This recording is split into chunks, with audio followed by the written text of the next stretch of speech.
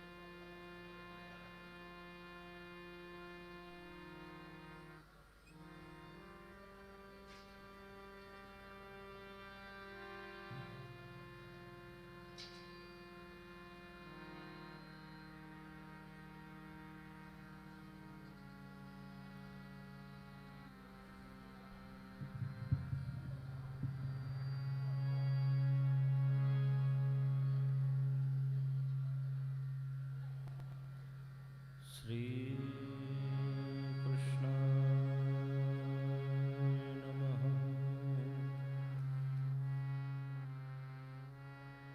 श्री गोपीजन वल्लभाय नमः। श्री गुरवे नमः।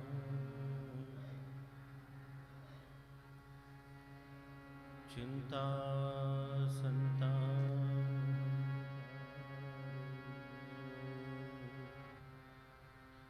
यत्पादाम्बुजरेणवः स्वीयानां तानि चाचार्यान्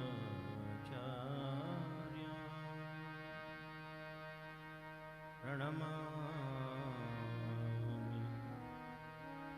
मुहुर्मुहुः। यदनुग्रहतो जन्तुः सर्वदुःखातिगो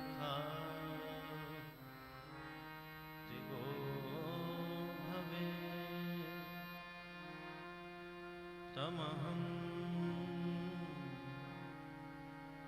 सर्वदा वन्दे। श्रीमद्वल्लभनन्दनम् अज्ञानतिमिरान्धस्य ज्ञानाञ्जनशलाकया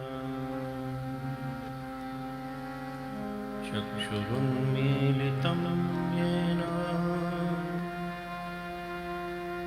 तस्मै श्री गुरवे नमः। नमामि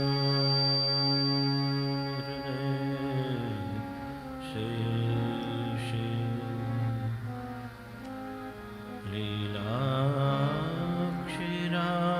लीलाक्षीराब्धिशायिनं लक्ष्मी सहस्रलीलाभि सेव्यमानं कलानिधिं चतुर्भिश्च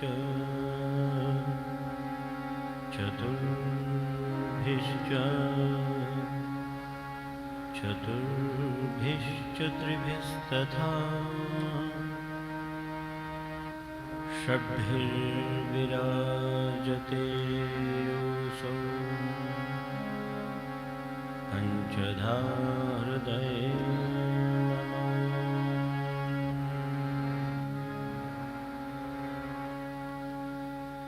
बर्हापीडं नटवरवपुः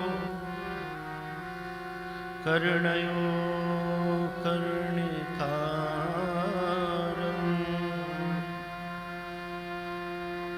बिभ्रत्वा सह कनककपिशं वैजयन्तीं च मालां रन्ध्रान् वेणोः अधरसुधया पूरयन्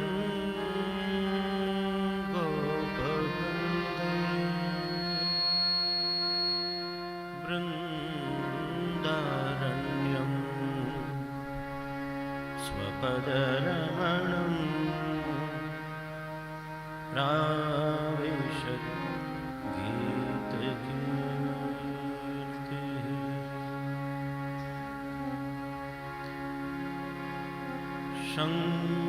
शङ्खचक्रगदा पद्मा धारिणं सुखदायकं कारणं सर्वभूतानां मधुरेशं नमाम्यहम्। नमामि मथुराधिपम्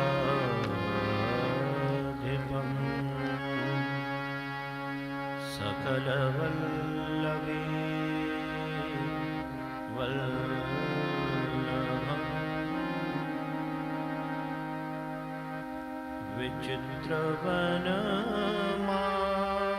विचित्रवनमालया लसितपट्टाम्बरम्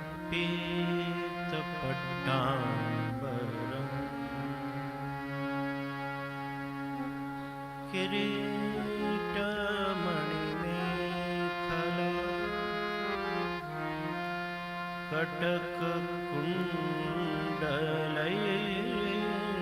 कटककुण्डलैर्मण्डितम् समुल्लसित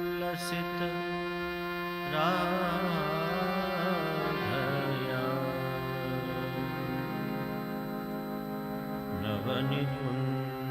नवनिकुञ्जतल्पे स्थितम्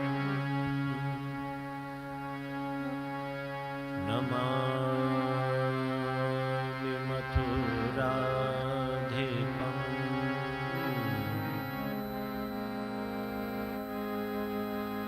नमामि मथुराधिपम्।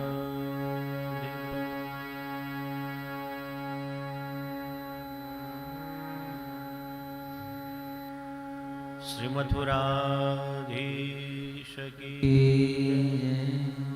श्री गोवर्धननाथ की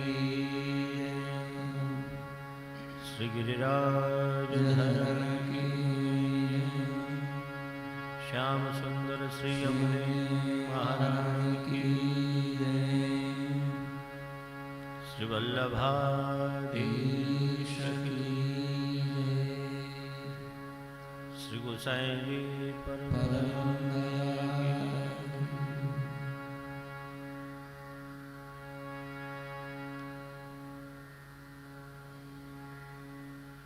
श्रीमन मथुराधीश प्रभु की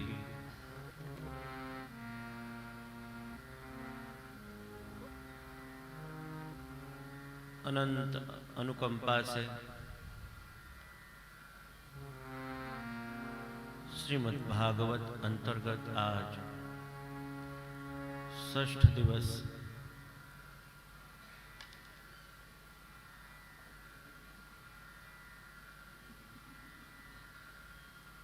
आज की कथा में आप सभी का हृदय से स्वागत है।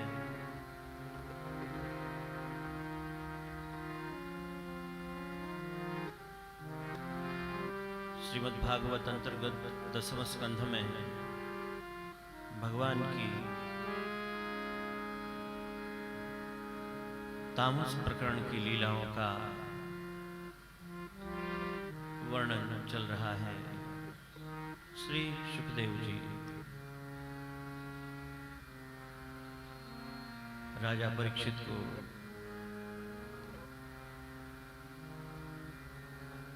श्रीमद् भागवत की परम मंगलमयी कथाओं का श्रवण करा रहे हैं।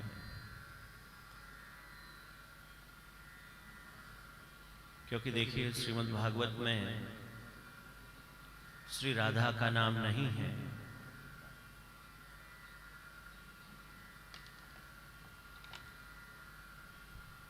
गुप्त रूप से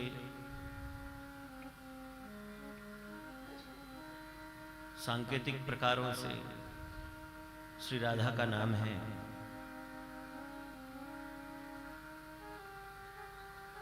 और हमें किसी वैष्णव ने बड़ी अच्छी विनती की कि आप राधा जी को भी तो पुनः पुनः याद करो। श्री स्वामी जी को आज याद करते हुए देखो, कीर्तन आपको हम प्रतिदिन सुना रहे हैं।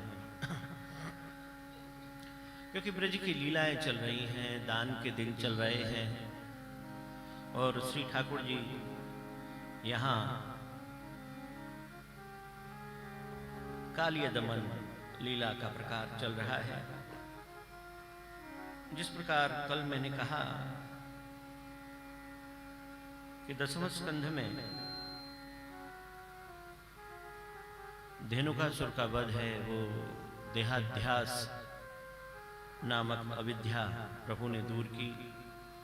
पंचपर्वा के ये पंचपर्वा जो अविद्या है, 5 प्रकार की अविद्या प्रभु ने किस प्रकार 5 प्रकार से दूर की। धेनुकासुर देहाध्यास रूप है, और कालिय दमन इंद्रियाध्यास रूप है। देखिए, इंद्रियों को प्रभु की सेवा में लगाया जाए,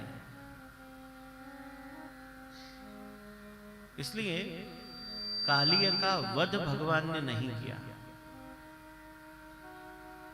कालिय को मारा नहीं है। इंद्रियों को हम मारे नहीं, इंद्रियों को भगवत सेवा में लगाए। भगवता सह संलापो दर्शनम मिलितस्य च इत्यादि जो प्रकार श्री महाप्रभु जी वेणुगीत की कारिका में समझा रहे हैं। भगवान ने देखा कि श्री यमुना जी में कालियानाग के विष के कारण से श्री यमुना जल दूषित हो गया है। विलोक्य दूषिताम कृष्णा कृष्ण कृष्णा हिना विभो।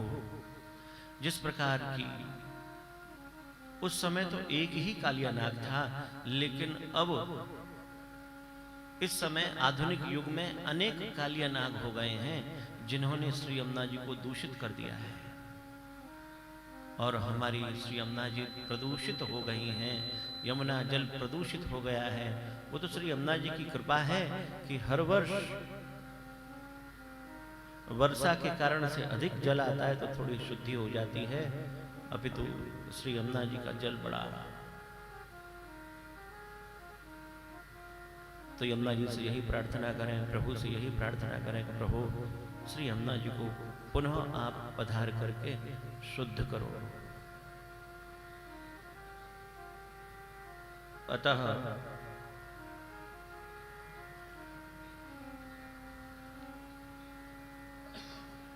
कालियानाग की लीला आप सबने सुनी ही है। भगवान वहां पधारे,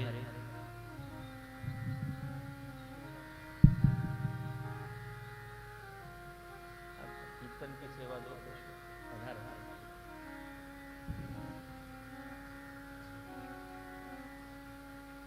श्री यमुना जी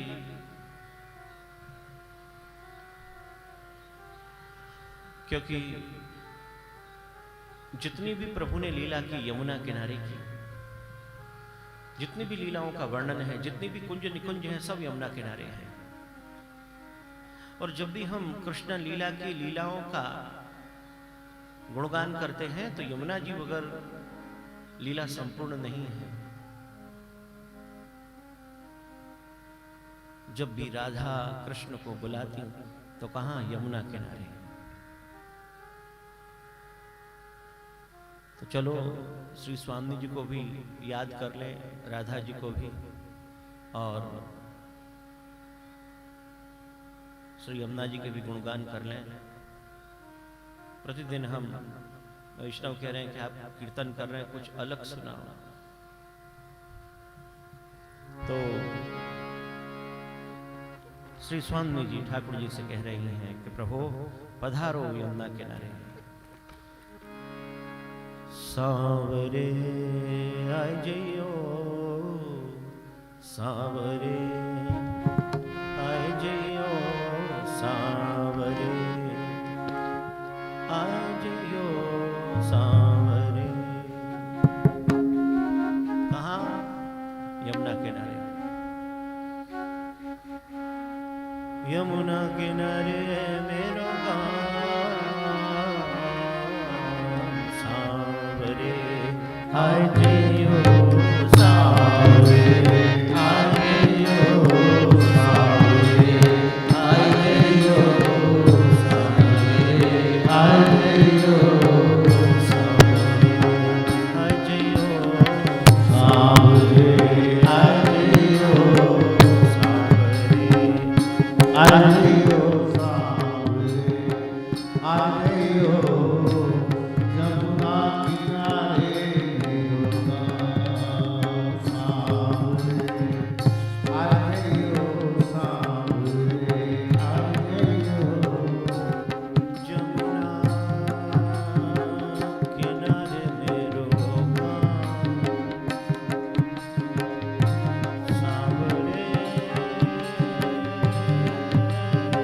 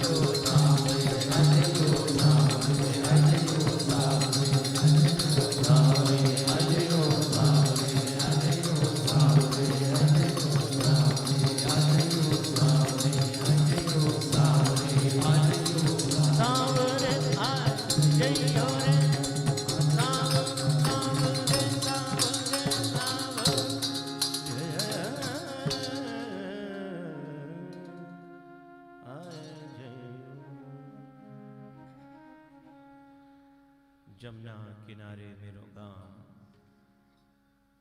सांवरे आई जियो।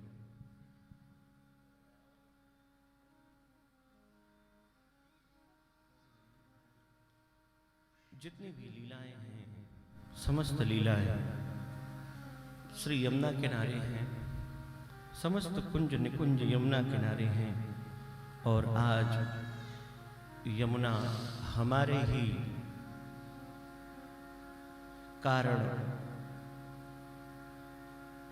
प्रदूषित है। श्री यमुना जल में जो प्रदूषण है उसके दोषी हम सब हैं। जिस प्रकार भगवान ने कालिय दमन द्वारा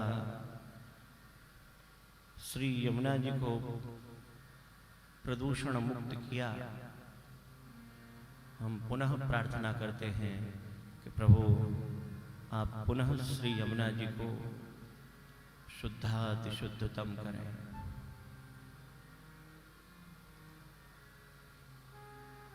भगवान ने कालिय दमन किया।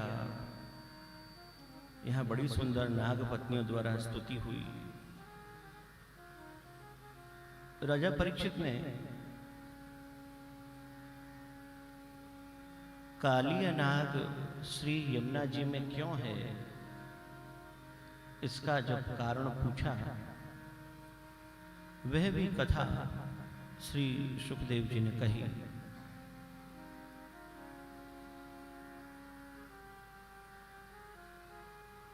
प्रभु प्रतिदिन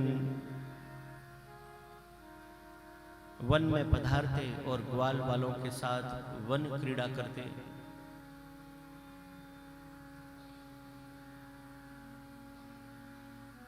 क्योंकि जब ब्रह्मा मोहित हुए और प्रभु ने जब उन्हें अपना ऐश्वर्य बताया तो ब्रह्मा जी ने ब्रजवासियों की भी स्तुति की। अहो भाग्यम नंद गोप ब्रजौ कसाम यन्मित्रम परमानंदम पूर्णम ब्रह्म सनातनम।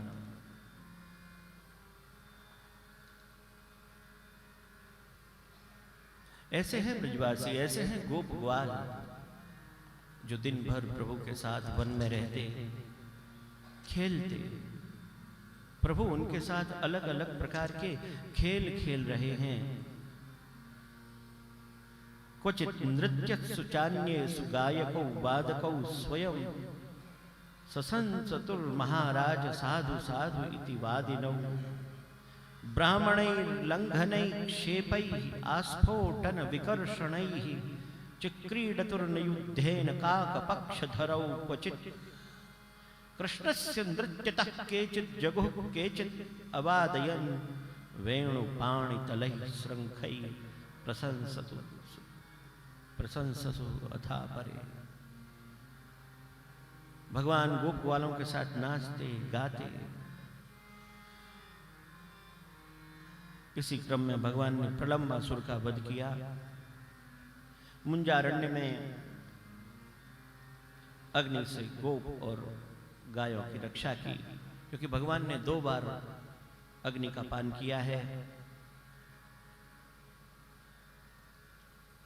एक तो यमुना हृदय में कालिय निवास के कारण जो लीला भगवान ने की, वहां भी जब अग्नि लग गई, एष घोर तमो वन्नी तावतान ग्रसते हिनः, तो सभी ब्रजवासी भगवान की शरण में आए। भगवान ने वहां भी रक्षा की और मुंजारण्य में भी रक्षा की। इस प्रकार भगवान ने यहाँ ब्रजवासियों की पंच परवा अविद्या दूर की। ऐसा श्री महाप्रभु वल्लभाचार्य श्री सुबोधनी जी में आप आज्ञा करते हैं। क्योंकि आज की कथा है और फिर कल तो अंतिम दिवस है ही, इसलिए हमें कथा पर भी थोड़ा ध्यान देते हुए, क्योंकि भगवान की ब्रज की लीलाओं में तो समय का ज्ञान ही नहीं रहता। समय रखा है 6:30 बजे का समापन का, बज जाते हैं 7:30, 8, 8:30 बज जाते हैं। सभी कहते हैं कि देखो हमें वहाँ जाना पड़ता, तो हमें ये भी ध्यान रखना पड़ेगा।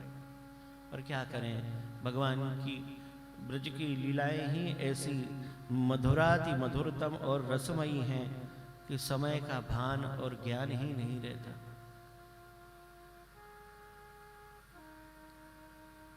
श्री ठाकुर जी की लीला में वर्षा ऋतु का आगमन, प्रभु को वर्षा ऋतु बड़ी पसंद है, बड़ी प्रिय है। शरद ऋतु का आगमन, प्रतिदिन प्रभु ब्रज से पधारे गायों को लेकर, तो गोपियों को विरह हो जाए और गोपियां प्रभु से प्रार्थना करती कि प्रभु क्यों आप वन में पधारते हो, क्यों अपने श्रीअंग को परिश्रम देते हो, हमें अच्छा नहीं लगता कि आप गायों के पीछे पीछे अपने चरणारविंद में कुछ भी धारण किए बगैर, क्योंकि श्री ठाकुर जी ब्रज की लीला में गौचारण करते समय चरणारविंद में कुछ धारण नहीं करते। गोपी गीत की सुबोधनी जी में महाप्रभु जी ने कहा है, वहां तो और भी प्रकार से समझा रहे हैं, पाल्यानम चर्मन परिधेयम इत्यादि प्रकार। क्यों नहीं पहनते प्रभु, क्योंकि ब्रजभूमि पर कृपा जो करनी है, अपने चरण चिन्ह चरण छाप ब्रजभूमि पर छोड़ने हैं और समस्त ब्रज को आनंद देना है। ठाकुर जी कभी देखिए अपनी पुष्टि सेवा में ठाकुर जी पादुका धारण नहीं करते, लेकिन एक ही स्वरूप है। जैसे सप्तनिधियों में, जैसे अपने श्री मथुराधीश प्रभु प्रथम निधि हैं, तो सप्तनिधियों में एक स्वरूप है जिन्होंने अपने श्री चरणारविंद में पादुका धारण कर रखी है। बताओ कौन से स्वरूप है? कौन से स्वरूप है? याद आया?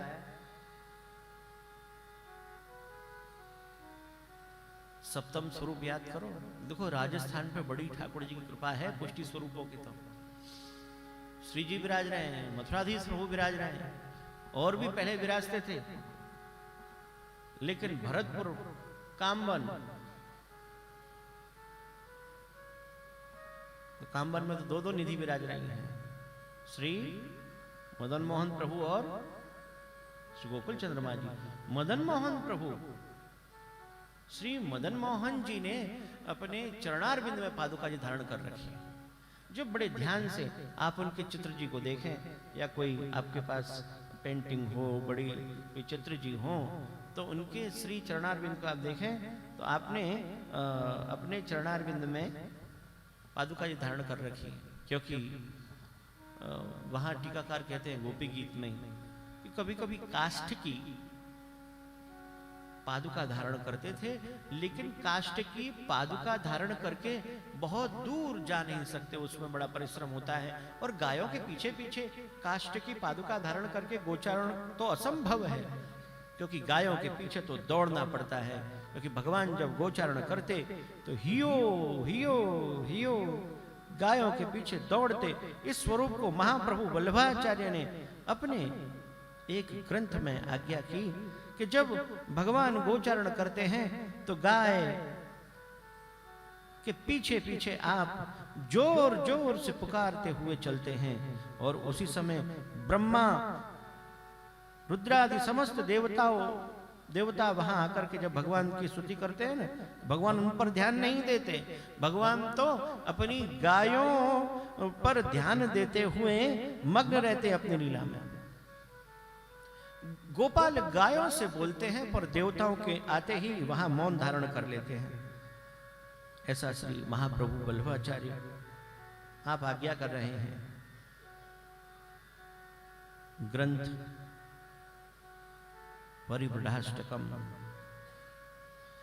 परिवृढ़ाष्टकम में श्री महाप्रभु वल्लभाचार्य आप आज्ञा करते हैं, ही हिंकारान प्रतिपशु बने कुर्वति सदा नमत् ब्रह्मे शेन्द्र प्रभति सुच मौनम धृतवती मृगाक्षीभिः स्वेच्छा नवकुवलयैर् पदे रति प्रादुर्भावो सततम श्री परिवृढ़े ही हिंकारान करोति ही हिंकारान प्रतिपशु बने कुर्वति सदा।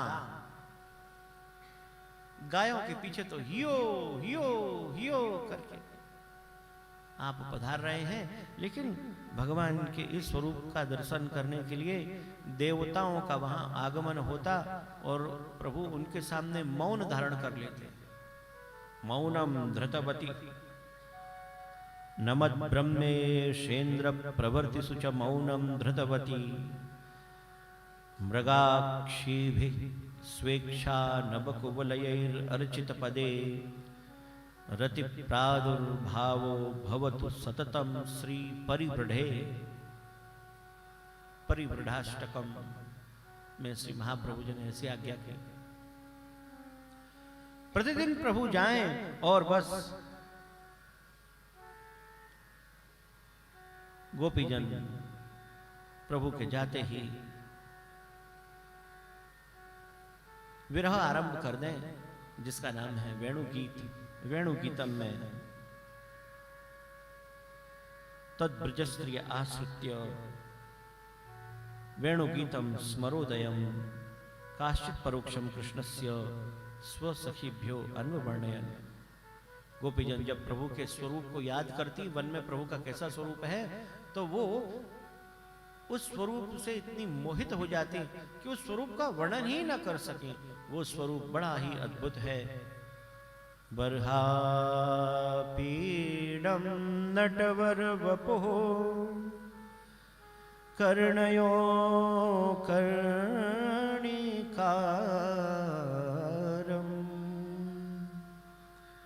बिभ्रद्भासः कनककपिशं वैजयन्ती च माला रन्ध्रान् वेणोर् अधर सुधया पूरयन् गोपवृन्दै बृन्दारण्यं स्वपदरमणं प्राविशद् गीतकीर्ति। सखी प्रभु जब वृंदावन में पधारते हैं तो प्रभु की शोभा को निरखो। महाप्रभु वल्लभाचार्य की आचार्य चरण की सुबोधनी जी यहाँ बहुत बड़ी है और बड़ी सुंदर है कि प्रभु श्री ठाकुर जी अपने श्री मस्तक पर बर्हापीडम नटवर वपु, प्रभु ने अपने श्री मस्तक पर मयूर पंख धरा रखी है। बरह आपीढ़म शिरोभूषणम श्री महाप्रभु वल्लभाचार्य आज्ञा कर रहे। सखी नटवर वपु, नटवत वर वच्च, ये नट भी हैं वर भी हैं, यहाँ संयोग और विप्रयोग का स्वरूप बताया। नटवर वपु कर्णयो कर्णिकारम बिभ्रद्वासः कनक कपिशम वैजयन्ती च माला। सखी ये नंदलाल रसात्मक हैं, इनका अंग रसात्मक है, इसलिए अपने रसमय अंग को ढकने के लिए इन्होंने पीतांबर नहीं, ये तो माया है। महाप्रभु वल्लभाचार्य कहते हैं कि प्रभु ने ये आच्छादिका माया धारण करी है। कनक कपिशम वैजयंतीम च माला, वै माने जो निश्चित ही विजय प्राप्त कराए, ऐसी माला प्रभु ने धारण करी है। ये माला है वो विक्षेपिका माया है, और जो पीतांबर है वो आच्छादिका माया है। रसम गुप्तमेव रसम रसत्वम आपद्यते, जब तक आप रस को गुप्त रखोगे तब तक ही वह रस रस है, क्योंकि भगवान का श्री अंग रसात्मक है। तो उस रस को गुप्त रखने के लिए प्रभु पीतांबर धारण कर रहे हैं।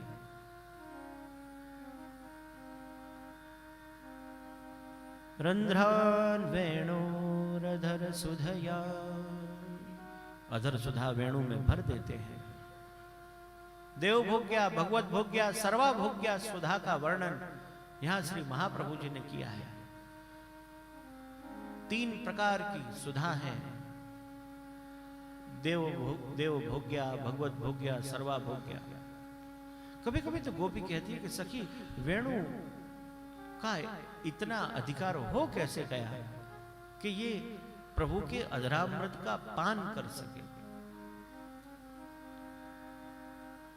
प्रभु जब वृंदावन में पधारते हैं, वृंदारण्यम स्वपद रमणम प्राविशद गीत कीर्ति, ग्वाल बाल उनकी कीर्ति का गुणगान करते हैं। सखी हमसे तो श्रेष्ठ ये वन की हरणियां हैं।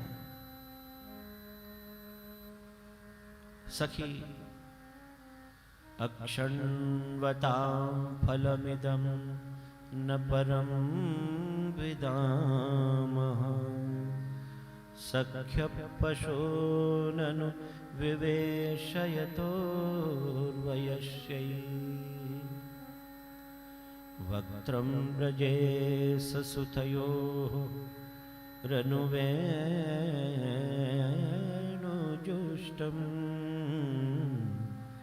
यैर्वानिपीतमनुरक्तकटाक्षमोक्षम। सखी आंखें तो उसकी श्रेष्ठ है, आंखों का फल तो क्या है, नंद नंदन के दर्शन करने। तो यहाँ श्री वल्लभाचार्य जी तो अक्षण्वताम की जगह लिख देते हैं सुबोधनी जी में इंद्रियवताम फलमिदम। समस्त इंद्रियों का ही फल ये है कि भगवत सेवा करना। भगवता सह सल्लापो दर्शनम मिलितस्य च, 11 इंद्रियां भगवान की सेवा में कैसे लगें, उसका वर्णन यहाँ कारिका में महाप्रभु जी ने किया है।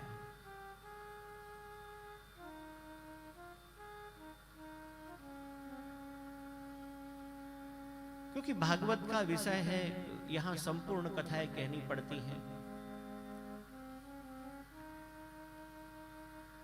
अगर हम एक वेणु गीत को ही लेकर के 7 दिन तक सुबोधनी जी कहें तो भी पूर्ण न हो।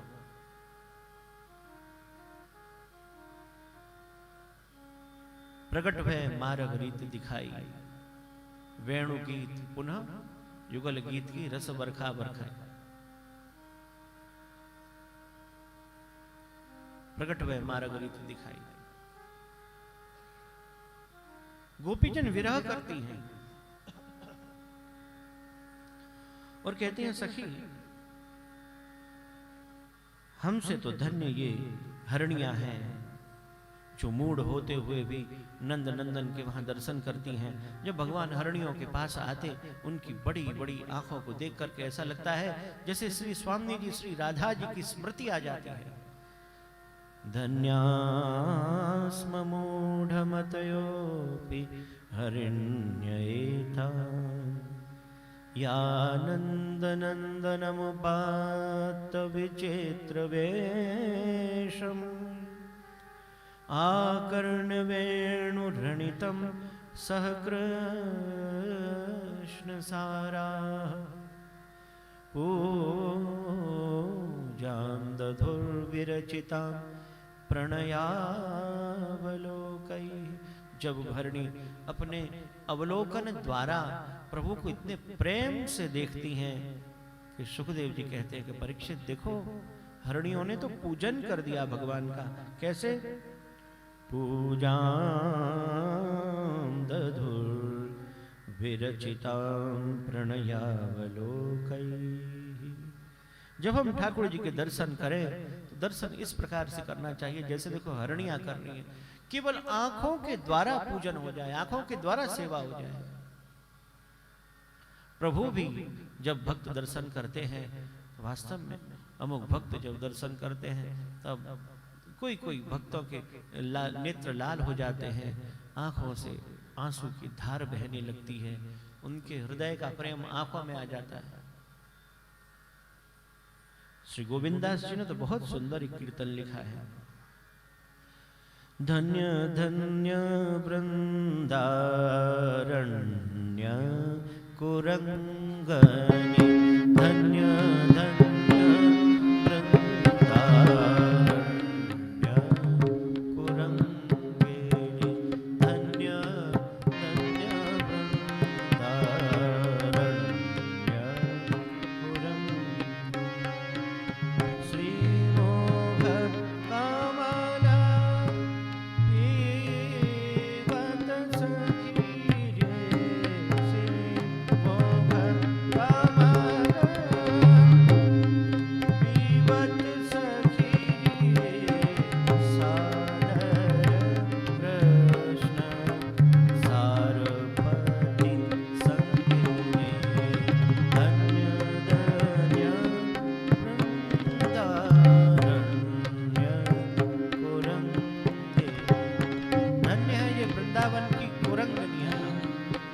धन्य है वृंदावन की हरणिया, धन्य है ये वृंदावन के मोर, धन्य है वृंदावन के पक्षी।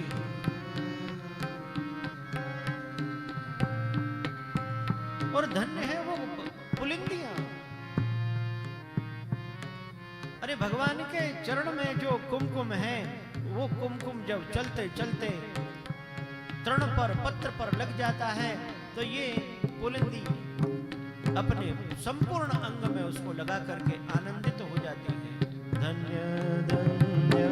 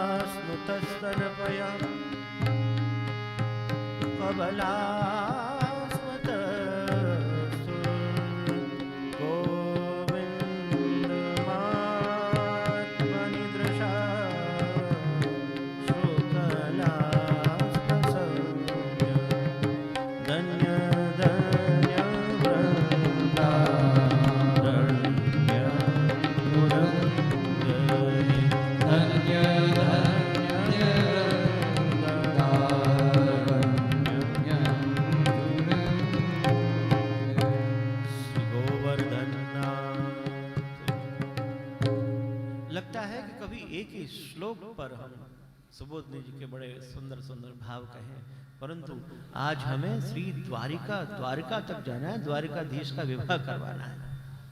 ये तो कल तो कैसे पूर्णाहुति होगी। गोपियों के चीर हरण का वस्त्रदान प्रसंग का प्रकार भी है कि ऋषि रूपा गोपियां जो हैं, जो दंडकारण्य में भगवान श्री राम के स्वरूप को देख करके मोहित हो गईं, उन्होंने भगवत प्राप्ति के लिए श्री ठाकुर जी का व्रत किया क्योंकि गोपियां बन गई हैं, पर हैं तो ऋषि ना, तो ऋषियों का स्वभाव नहीं छूटा। देखो शरीर बदल गए पर स्वभाव नहीं छूटते। ये भी देखो ऋषियों का स्वभाव कैसा है कि व्रत से, तप से, यज्ञ आदि से भगवत प्राप्ति करना।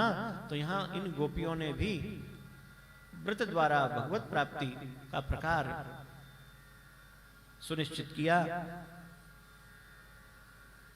हेमंते प्रथमे मासे नंद ब्रज कुमारिका चेरुर्भविष्यं भुंजाना कात्यायन्यर्चन व्रतम। श्री यमुना जी में जाकर के स्नान करें और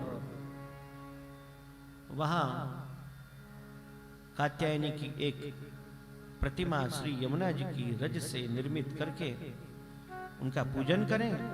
और पूजन करने के उपरांत उनसे प्रार्थना करते कि हे माता, आप कृपा करो कि हमारे पति नंदगोप सुत, नंदगोप के जो पुत्र हैं नंद नंदन हमारे पति बन जाएं। कात्यायनी महामाये महायोगिन्यधीश्वरी नंदगोपसुतं देवी पतिं मे कुरुते नमः इति मंत्रं जपन्त्यस्ताः पूजां चक्रुः कुमारिकाः। गोपीजनों के मनोरथ पूर्ण हुए। एक दिन भगवान वहां पधार गए। भगवान ने देखा कि मेरे लिए व्रत तो कर रही हो, परंतु साथ ही साथ कुछ नियमों का भंग हो रहा है। प्रभु ने उनके वस्त्र ले लिए और उन्हें समझाया।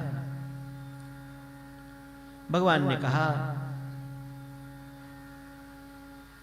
अगर तुम मुझे ही प्राप्त करना चाहती हो तो मुझसे कैसी लज्जा।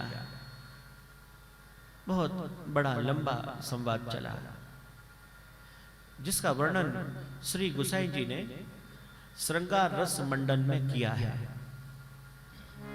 श्रृंगार रस मंडन में इन कुमारिकाओं की लीला का भी वर्णन है। श्री गुसाई जी ने बहुत ही अद्भुत रूप से किया है। वस्त्रदान का प्रसंग और दान लीला, रसर्वस्वम दान लीला और दसोल्लास, ऐसे श्री गुसाई जी ने श्रृंगार रस मंडन में ये विषय लिए हैं।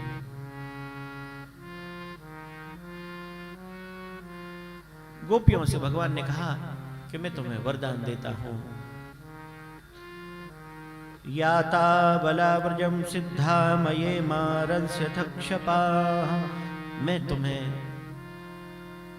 रमण के लिए रात्रि वरदान में देता हूं। मये मारस्य थक्षपाः। जिस उद्देश्य से तुमने ये व्रत किया है, तुम्हारा वह मनोरथ पूर्ण हो। भगवान ने गोपीजनों के मनोरथ पूर्ण किए। इस प्रकार से भगवान प्रतिदिन कुछ ना कुछ लीला कर रहे हैं। अन्न याचना द्वारा यज्ञ पत्नियों पर भी कृपा की, परंतु जो भगवान की बड़ी विशिष्ट लीला है श्री गोवर्धन लीला, उसका भी वर्णन श्री सुखदेव जी ने परीक्षित को किया कि हे राजन, एक दिन नंद नंदन और श्री प्रभु नंदनंदन और प्रभु संकर्षण जब जागते हैं तो देखते हैं कि अरे आज मैया ने कहीं हमें मंगल भोग नहीं रखे, सब कहां हैं।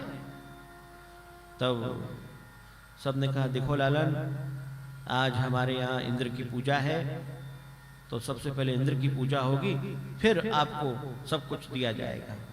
भगवान विचार करने लगे, अरे अरे ये तो अन्याश्रय कर रहे हैं। साक्षात प्रभु जब घर में है और अन्य की पूजा करना, तो ये तो अन्याश्रय है। तो प्रभु ने कृपा करके उन ब्रजवासियों का अन्याश्रय छुड़ाया है। इस गोवर्धन लीला के द्वारा श्री ठाकुर जी ने अनन्य आश्रय करवाया।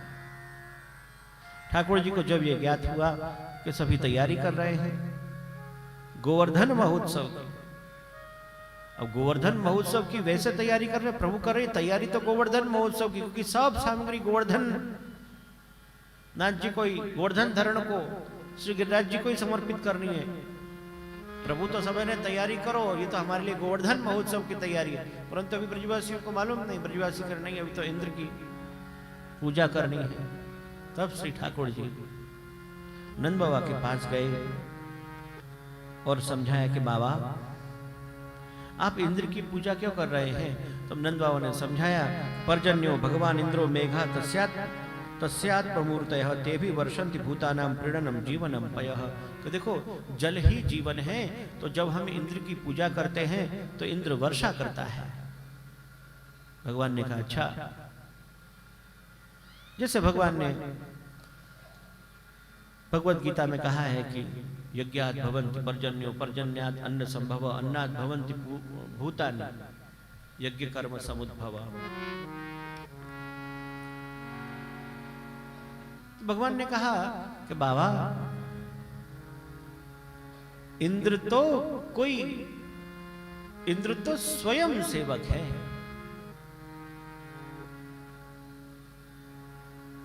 इंद्र की हम क्यों पूजा करें?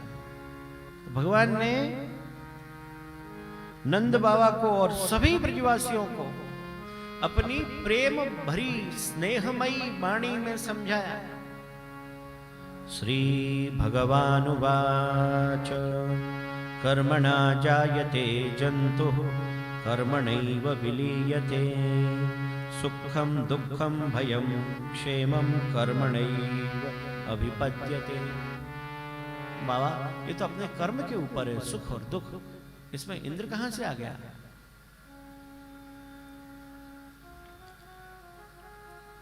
अष्ट सखाओं ने इस लीला को अपनी वाणी में समझाया और कहा कि ठाकुर जी कितने वर्ष के हैं? 7 वर्ष के हैं, केवल 7 वर्ष के प्रभु हैं, और वो बाबा को समझा रहे हैं, सभी ब्रजवासियों को समझा रहे हैं, केवल 7 वर्ष को समझा।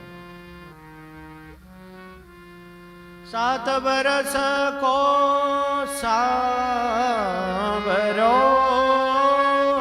7 बरस को सावरो, 7 बरस को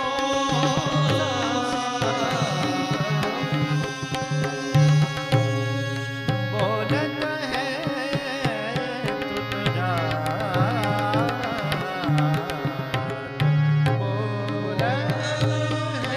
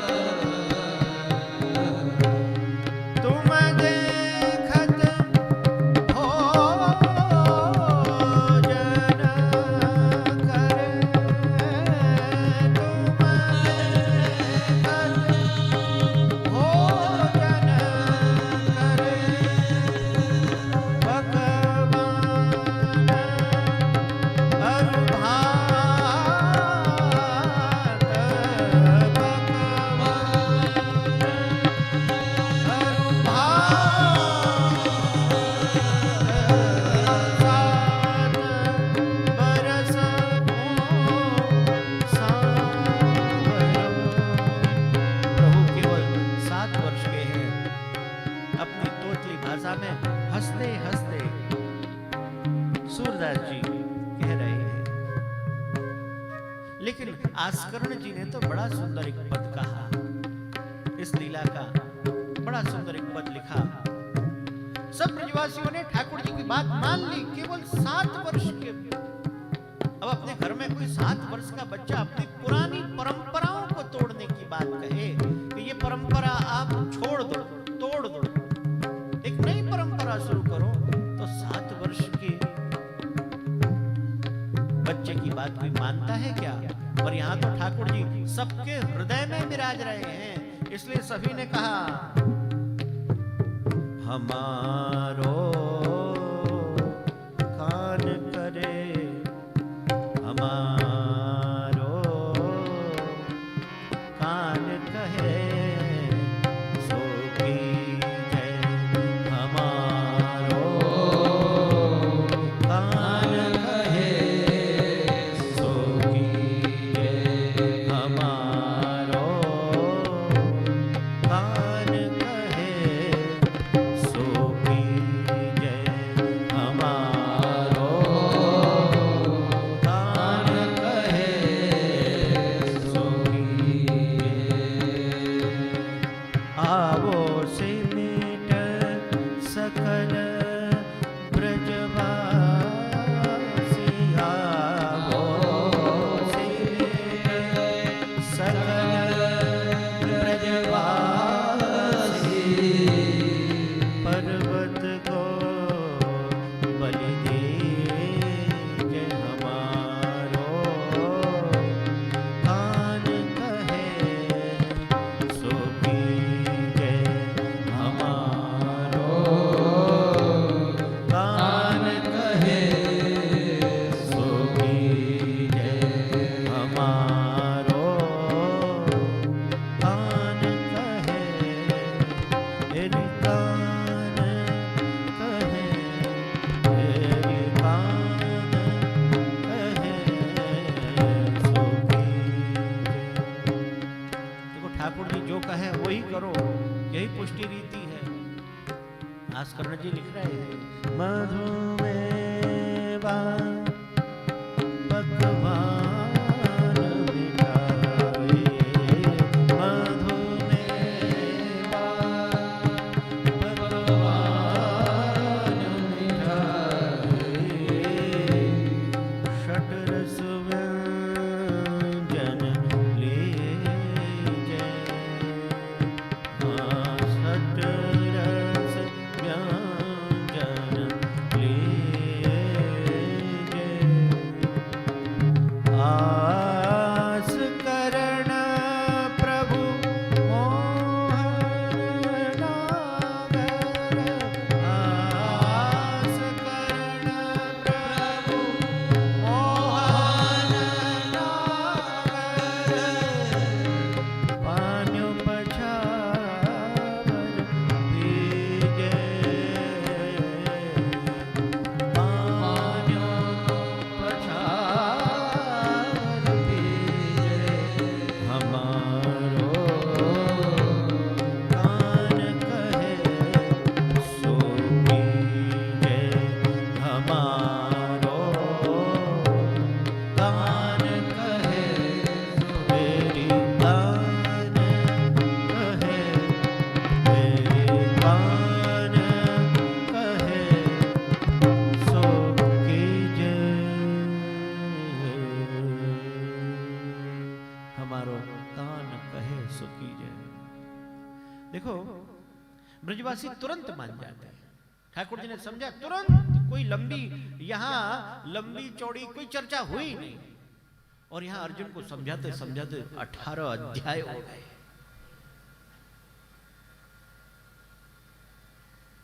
और समझाने के बाद भी भगवान ने कहा तुमको जो करना है करो, मैं कहूं वो करो नहीं।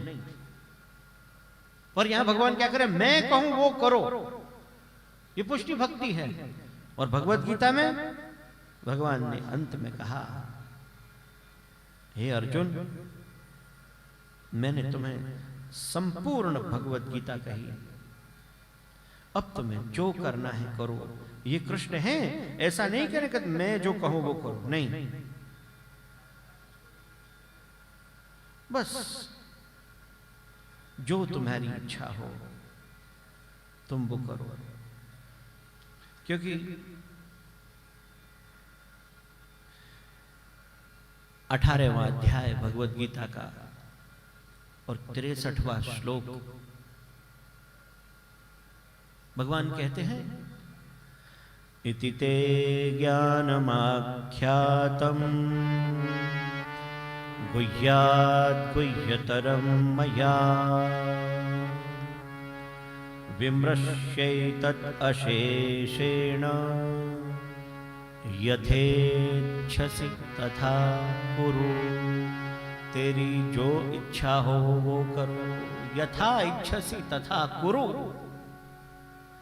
मैंने तो जो कहना था वो कह दिया, जो समझाना था वो समझा दिया, जो भी गूढ़ से गूढ़ बात कहनी थी। गुह्यात् गुह्यतरम मया ज्ञानम आख्यातम। अब यथेच्छसि तथा कुरु, बाद में 18वें अध्याय में अर्जुन कहता है हाँ प्रभु अब मेरी बुद्धि बिल्कुल निर्मल हो गई है। नष्टो मोह स्मृतिर्लब्धा त्वत्प्रसादात् मयाच्युता स्थितोस्मि गत संदेह करिष्ये वचनं तव। अब आप जो कहोगे वो करूंगा। लेकिन ये जो ब्रजवासी हैं वो तर्क नहीं करते, वो कभी कृष्ण की वाणी में कोई भी शंका नहीं करते। ब्रजवासियों का प्रेम ही ऐसा है। ब्रजवासियों ने देखा बाबा बस बात पूरी हो गई, हमारे प्रभु ने हमारे लालन ने बात कह दी ना कि इंद्र की पूजा करनी है, अब तो पूछा इंद्र की पूजा करनी है कि नहीं करनी बताओ। क्योंकि लाला ने कहा कि इंद्र की पूजा करनी है, लाला तो कह रहे हैं कि गिरिराज जी की पूजा करो। हमारे तो कुल देवता गिरिराज जी हैं, हमारे कुल देवता तो ये हमारो कुल देवता श्री गोवर्धन रानो। तो ब्रजवासियों ने कहा कि अब क्यों हम इंद्र की पूजा करें, गिरिराज जी की पूजा करें। भगवान ने कहा देखो यहां हमारे गिरिराज जी की पूजा आप करो, कैसा आनंद आएगा। क्योंकि गिरिराज जी परम भक्त हैं, गिरिराज जी भगवत स्वरूप भी हैं, गिरिराज जी हरिदास वर्य भी हैं। क्योंकि गोपीजनों ने वेणु गीत में इनके स्वरूप को समझाया है। हंता यमद्रिरबला हरिदास वर्यो यद्राम कृष्ण चरण स्पर्श प्रमोद मानं तनोति सह गोगणयोस्तयोर्यत् पानीयसूयवस कंदर कंदमूलै। श्री गिरिराज जी हरिदासों में श्रेष्ठ है, वर्य है। क्यों? क्योंकि हरि के दास तो केवल श्री ठाकुर जी की सेवा करते हैं, हरि की सेवा करते हैं, पर गिरिराज जी दासानुदास हैं, इसलिए हरिदास वर्य हैं। क्यों? जैसे ही गाय और गोपाल सब ब्रजवासी सब सखा श्री गिरिराज जी की कंदरा में जाते हैं तो गिरिराज जी उनका स्वागत करते हैं। गर्मी हो, सर्दी हो, वर्षा हो, तो गिरिराज जी की कंदराओं में हमें आश्रय मिलता है। मन बाबा गिरिराज जी हमें आश्रय देते हैं। श्री गिरिराज जी गायों का और समस्त सखाओं का स्वागत करते हैं। सुंदर मधुर मीठा जल देवे, कंदमूल देवे, और बड़ी सुंदर सुंदर तो यहां जैसे घास है, कोमल सुकोमल घास, वो गाय खाती है। कंदमूल प्रभु अरोगे, ब्रजवासी अरोगे, सखा अरोगे। तो बाबा इंद्र क्या देता है आपको बताओ। तो सभी ब्रजवासियों ने कहा हमारो कान कहे सो की। समझ गए सभी ब्रजवासी। और समझाने वाले तो कौन है? कृष्णम वंदे जगत गुरु। जगत गुरु समझाएं और समझ में ना आए ऐसा संभव ही नहीं है। ब्रजवासियों का लाला ये सब जो सामग्री है इंद्र के लिए तैयार की है, अब नई सामग्री करे नहीं, क्योंकि यज्ञ का एक ये नियम है कि एक यज्ञ की सामग्री दूसरे यज्ञ में प्रयोग की जा सकती है, ऐसा वैदिक नियम है। तो हम गो याग करें, गोसव गोवर्धन की पूजा करने चले, तो ब्रजवासियों के लाला हमने कभी गोवर्धन की पूजा की नहीं है, अब करावे कौन? ठाकुर जी के मैं हूं ना, मैं कराऊं। यज्ञ भोक्ता यज्ञ करता, जैसे श्री महाप्रभु जी का नाम है, ऐसे यहां पे भी यह सब लीला करत कन्हाई, उतजैवत गोवर्धन के संग, इत राधा सो प्रीत लगाई, यह सब लीला करत कन्हाई।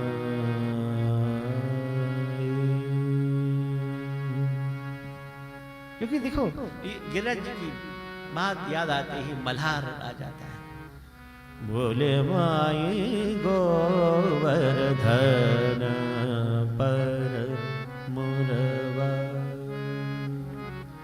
बरसात में क्या आनंद है, गिरिराज जी की छवि आप देखो बरसात में, देखो गिरिराज जी का पूजन कराने स्वयं आ रहे हैं, श्री गिरिराज धरण की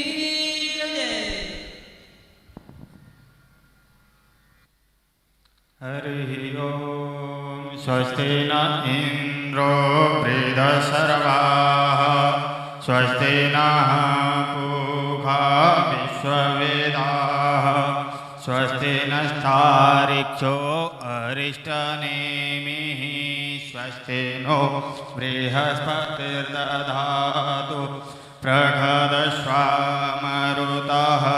प्रश्निमातरः, शोभञ्जवानो वेदते खुजग्मयः, अग्निर्जीव्यामानवः, शूरचक्षसो विश्वेनो देवा अवसागमन्यः।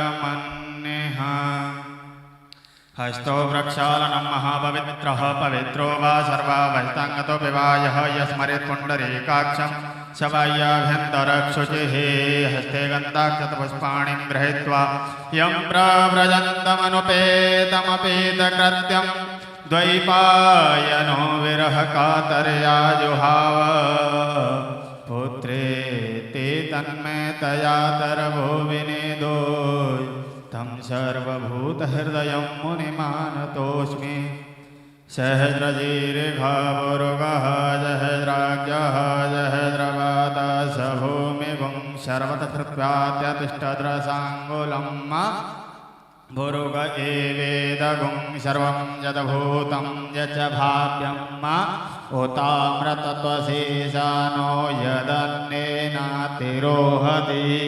तावान् स महिमातो ज्यायाज भुरुगः, पादोश विश्वाभूतानि त्रिपादस्यामृतं देवेः, त्रिपादोर्धोदयत्पुरुगः, पादोषेहा भवत् पुनः, ततो विश्वं विक्रामत्य शनानशने हवि, ततो विराड जायत विराजो अधिपुरुगः, सजातो अत्यर्चवशात् भूमिमतो पुरः, तस्माज्ज्ञा सर्वहुतः सम्प्रदं प्रगदाज्यं, पशुस्तां जग्रे वायव्यानारण्याग्राम्याशय, तस्माज्ज्ञा सर्वहुतरीजः, सामानि जग्निरे छन्दागुंसि जग्निरे, तस्माज्जयो तस्मादजायत,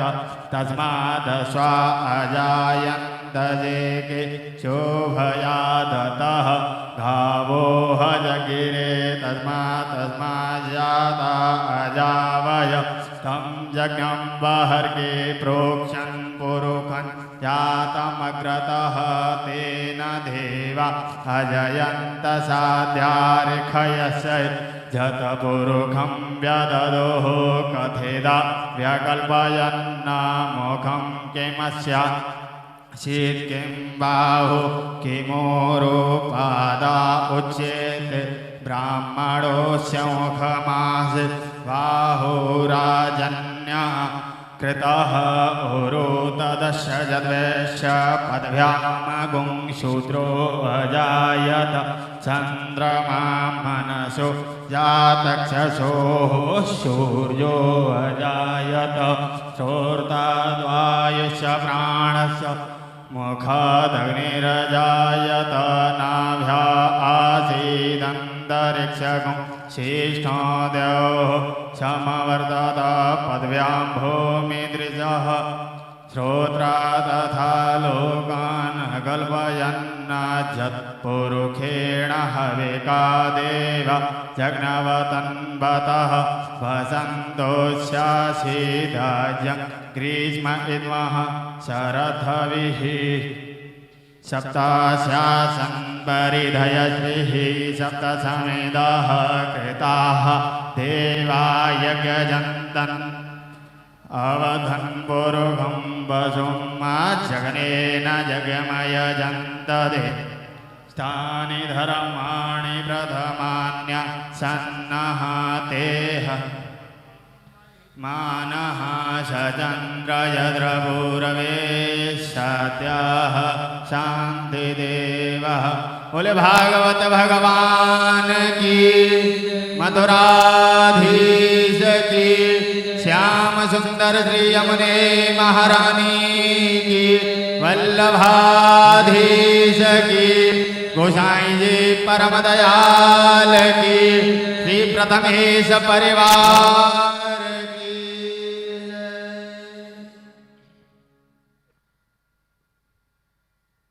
कितना उपयुक्त समय है कि हम गिरिराज जी के पूजन के लिए जा ही रहे थे, पर एक नियम है। अब देखो गिरिराज जी आप जतिपुरा जाओ तो आपको एक ही कीर्तन बार बार सुनाई पड़े। कौन सा? बड़ड़ेन को आगे, बड़ड़ेन को देखो गिरधर ने बड़ों को आगे लिया। पूजन का क्रम ये है। तो आप श्री पधारे हैं, आप श्री के चरणों में एवं समस्त प्रथमेश परिवार के चरणों में, युगल स्वरूप के चरणों में वंदन करते हुए श्री गिरिराज जी के पूजन की कथा का क्रम हम आगे बढ़ावें। स्वयं प्रभु यह लीला कर रहे हैं और जैसे कि अष्ट सखाओं ने गाया, यह सब लीला करत कन्हाई। स्वयं यज्ञ कर रहे हैं, स्वयं यज्ञ करता है और स्वयं यज्ञ भोगता है। जैसे महाप्रभु आप आज्ञा करते हैं कि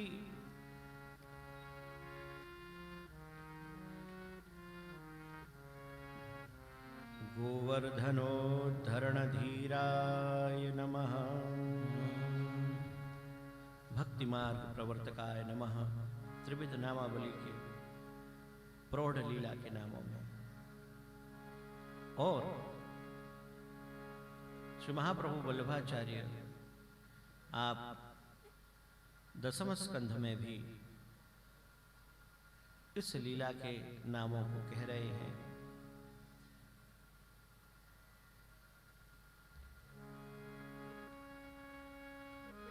शैल रूप कृताशेष रसभोग सुखावह, 178वें श्लोक में हेतु प्राप्तेन्द्र यागस्व कार्य गो सबबोधक शैल रूप कृताशेष।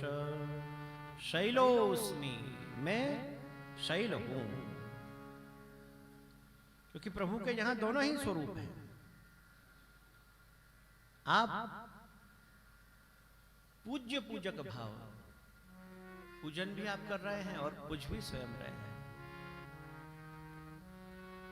शैल रूप कृता अशेष रस भोग सुखावह, लीला गोवर्धनोद्धार पालित स्वब्रज प्रिय। ऐसी अद्भुत लीला। तो प्रभु ने क्या किया, स्वयं आप ये लीला कर रहे हैं। यह सब लीला करत कन्हाई, सूरश्याम का ये पद है। उत जयमत गोवर्धन के संग इत राधा सो प्रीत लगाई, इत गोपिन को कहत जिमावो, उत आपन जयमत मन लाई। आगे धरे छहो रस व्यंजन, चहो दिस थे अति अरग बढ़ाई। अंबर चढ़े देवगण देखत, जय जय करत सुमन बरताई। सूर्यश्याम सबके सुखकारी, भक्त हेत अवतार सदाई। अब जब प्रभु ही पूजन करा रहे हैं तो आप गिरिराज जी में जाओ।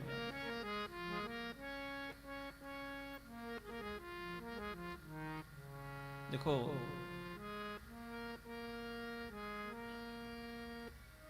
गिरिराज जी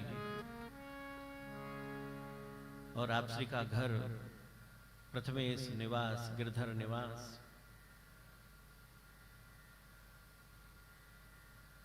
वहां पे बड़े सुंदर गिरिराज जी विराज रहे हैं। वहां पूजन करो तो बड़ी शांति से पूजन होता है, आनंद से।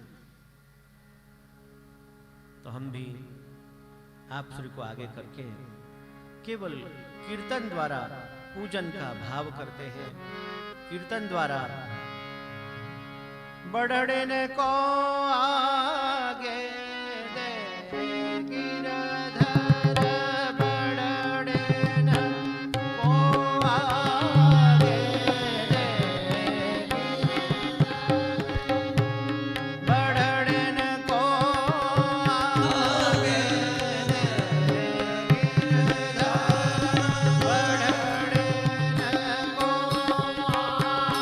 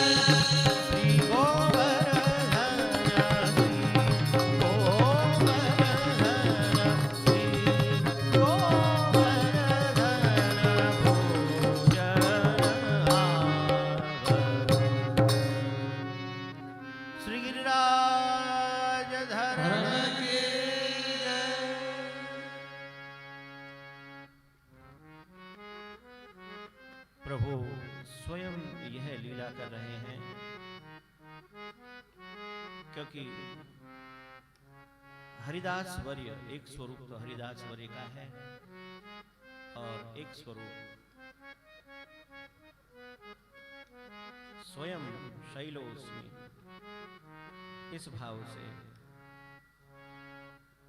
श्री गिरिराज जी की पूजा की और प्रभु ने ही प्रदक्षिणा करवाई है गिरिराज जी की परिक्रमा। उपहृत्य बलिं सर्वान् आद्रतायव संगवान् गोधनानि पुरस्कृत्य गिरिं चक्रु प्रदक्षिणम्। श्री गिरिराज जी की परिक्रमा भागवत का जो प्रचलित क्रम है अध्यायों का, वो 10वां स्कंद 24वें अध्याय के 33वां यह श्लोक है। गोधनानि पुरस्कृत्य, तो गायों को साथ लेकर के, क्योंकि गिरिराज पूजन में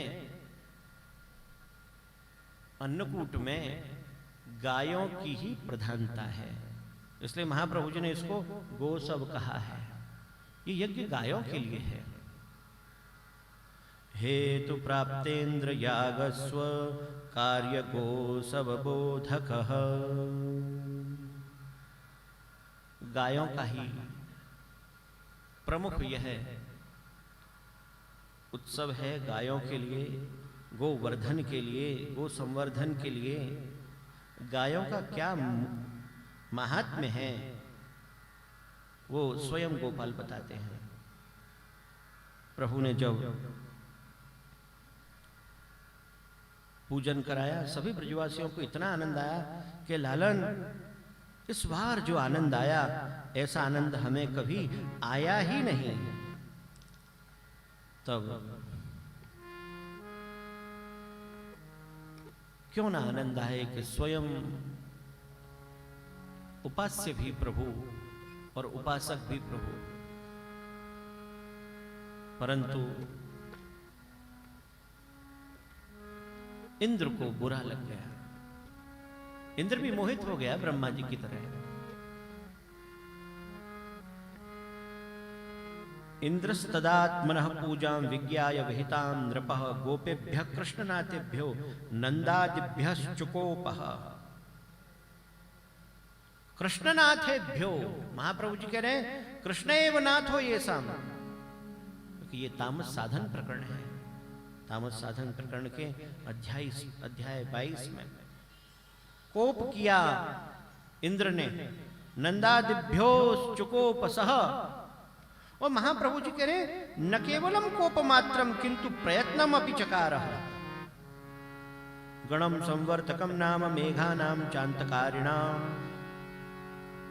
बहुत संख्या में अपने गणों को बुलाया। संवर्तक नामक मेघ को, ये संवर्तक कौन है? श्री महाप्रभु वल्लभाचार्य सुबोध जी में लिख रहे हैं प्रलय करता, ऐसी वर्षा करें कि प्रलय आ जाए। ये प्रलय करता है। उन्होंने जब बुलाया तब इंद्र ने प्रभु के लिए क्या शब्द कहे। अहो श्रीमद माहात्म्यम गोपानां काननौकसम वाचालम वालिसम स्तब्धम अज्ञम पंडितमानिनम कृष्णम मर्त्यमुपाश्रित्य गोपा में चक्रु अप्रियम। वाचालम संस्कृत एकमात्र ऐसी भाषा है जिसमें अपशब्द नहीं है, गालियां नहीं है। अगर किसी को अपशब्द भी कहना हो तो ऐसा लगे कि हम स्तुति कर रहे हैं। अब देखो, इंद्र ने यहां भगवान के लिए अपशब्द के अर्थ में कहा वाचालम। श्री सुबोधनी जी अनुसार 10वां स्कंद 22वां अध्याय और 5वां श्लोक वाचालम। अब देखो एक श्लोक हम बोलते हैं, मूकम करोति वाचालम भंगुम लंघयते गिरिम यत्कृपा तमहं वंदे परमानंद माधवम। अब देखो हम क्या स्तुति कर रहे हैं कि जिनकी कृपा से वाचाल हो जाए। अरे मूकम करोति वाचालम, मूक को गूंगे को भगवान जब कृपा करते हैं तो वाचाल। अरे वाचाल तो यहां जो बहुत ज्यादा बोले। वाचालम महाप्रभु जी ने अर्थ किया वाचाल का बहुभाषी वाचाल, बहुभाषी वाचाल, बहुत ज्यादा बोला बोला करे बोला करे बोला करे। अरे कृष्ण तो कहां चुप होते, बोलते ही रहते बोलते ही रहते, ब्रजवासियों को अपनी मधुर मीठी वाणी का आनंद देते। तो यहां बहुभाषी के अर्थ में है। तो लेकिन महाप्रभु जी ने अर्थ बदल दिए। महाप्रभु जी ने उन अपशब्दों को स्तुति में बदल दिया। अब देखो वाचालम का अर्थ ये भी है, वाचा अलंकरोति इति वाचालम। वाणी को जो अलंकृत कर दे, वाणी को जो आभूषित कर दे, सजा दे, उसका नाम है वाचालम। याद करो कौन? गोपाल दास जी ने कि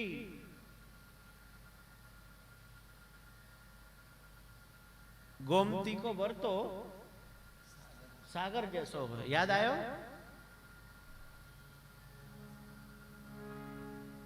कुछ बोल नहीं रहे, बोल पा नहीं रहे। तो गोसाई जी ने क्या कृपा की?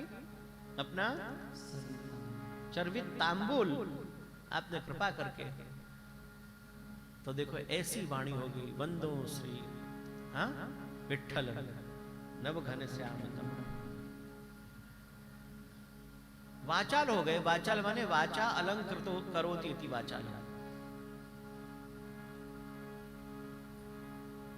बहुत सारी ऐसी बातें हैं। मर्त्यम उपाश्रित्य गोपा में चक्रु अप्रियम। किन गोपों ने मेरा अप्रिय किया है। अरे किया क्या है? भगवान ने करवाया है। हमारो कान कहे सो कीजय। ब्रजवासी कहाँ कर रहे हैं? ठाकुर जी करवा रहे हैं। हमारो कान कहे सो कीजय। तो वर्षा आरंभ हुई। इति मघवता आज्ञप्ता मेघा निर्मुक्त बंधना।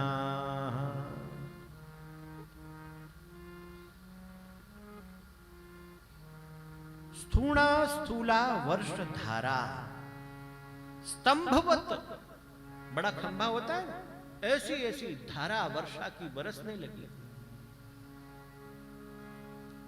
और ब्रजवासी भगवान की शरण में गए। अत्यासारातिवातेन पशवो जात वेपना गोपा गोप्यश्च शीतार्ता गोविंदम शरणं ययुः। गोविंदम, गोविंद की शरण में गए। गोविंद की शरण में जाकर के भगवान से प्रार्थना करने लगे, हे गोकुलनाथ आप हमारी रक्षा करो। कृष्ण कृष्ण महाभाग त्वन्नाथं गोकुलम प्रभो। जैसे हमने कल श्री मथुराधीश प्रभु का स्वरूप बताया था, यहाँ देखो ये गोकुलनाथ जी का स्वरूप। कृष्ण कृष्ण महाभाग त्वन्नाथं गोकुलम प्रभो। त्रातुर्मर्हसि देवात्मः कुपितात् भक्तवत्सलः। हे महाभाग, हे प्रभो, हे गोकुल के नाथ, आप हमारी रक्षा करो। शिला वर्ष निपाते हन्यमानम अचेतनम निरीक्ष भगवान मैंने कुपितेन्द्र कृतम हरि। भगवान ब्रजवासियों को कहने लगे कि अरे हम उनकी शरण में जाएं। तस्मात् मत शरणम गोष्ठम मन्नाथम मत परिग्रहम गोपाय स्वात्म योगेन सोयम में व्रत आहितः। कौनते यहाँ महाप्रभु जी इस सुबोधनी जी में उस भगवत गीता के श्लोक को यहाँ उदाहरण के तौर पर लिख रहे हैं। सोयम में व्रत आहित, मेरा व्रत है, अगर कोई मेरा भक्त हो उसका कभी कोई उसे कोई भी कभी भी परिश्रम नहीं दे सकता है। शरणागत संरक्षा सर्वभावेन भारत सर्वथा, मैं शरणागत की रक्षा करता हूं। महाप्रभु वल्लभाचार्य कह रहे हैं कौन्तेय प्रतिजानीहि न मे भक्त प्रणश्यति। तो प्रभु जब सभी ब्रजवासी भगवान की शरण में आए तो भगवान श्री गोवर्धन के पास पधारे और लीला ही लीला में इत्युक्त्वैकेन हस्तेन कृत्वा गोवर्धनाचलम् दधार लीलया कृष्ण छत्राकमिव बालकः। जैसे कोई छोटा सा बालक छत्री को उठा ले, ऐसे ही भगवान ने एकेन हस्तेन गोवर्धनम अचलम कृत्वा दधार। श्री गिरिराज धारण के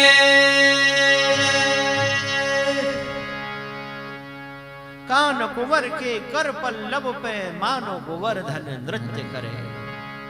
ठाकुर जी को कहां परिश्रम है, गिरिराज जी को आज आनंद आ गया। और अष्टसखाओं ने ऐसे से वर्णन किए, किसी को परिश्रम नहीं है। कान कुंवर के कर पल्लव पर मानो गोवर्धन नृत्य करे। कान कुंवर के कर पल्लव पर मानो गोवर्धन नृत्य करे। कान कुंवर के कर पल्लव पर मानो गोवर्धन नृत्य करे।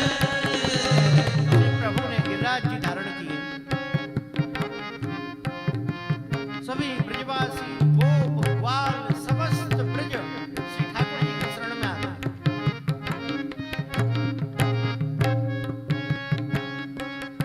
शुद्रव्यथां सुखापेक्षां हित्वा तैर्ब्रजवासिभिः वीक्षमाणो दधात् अत्रिं सप्ताहं नाचलत् पदात्।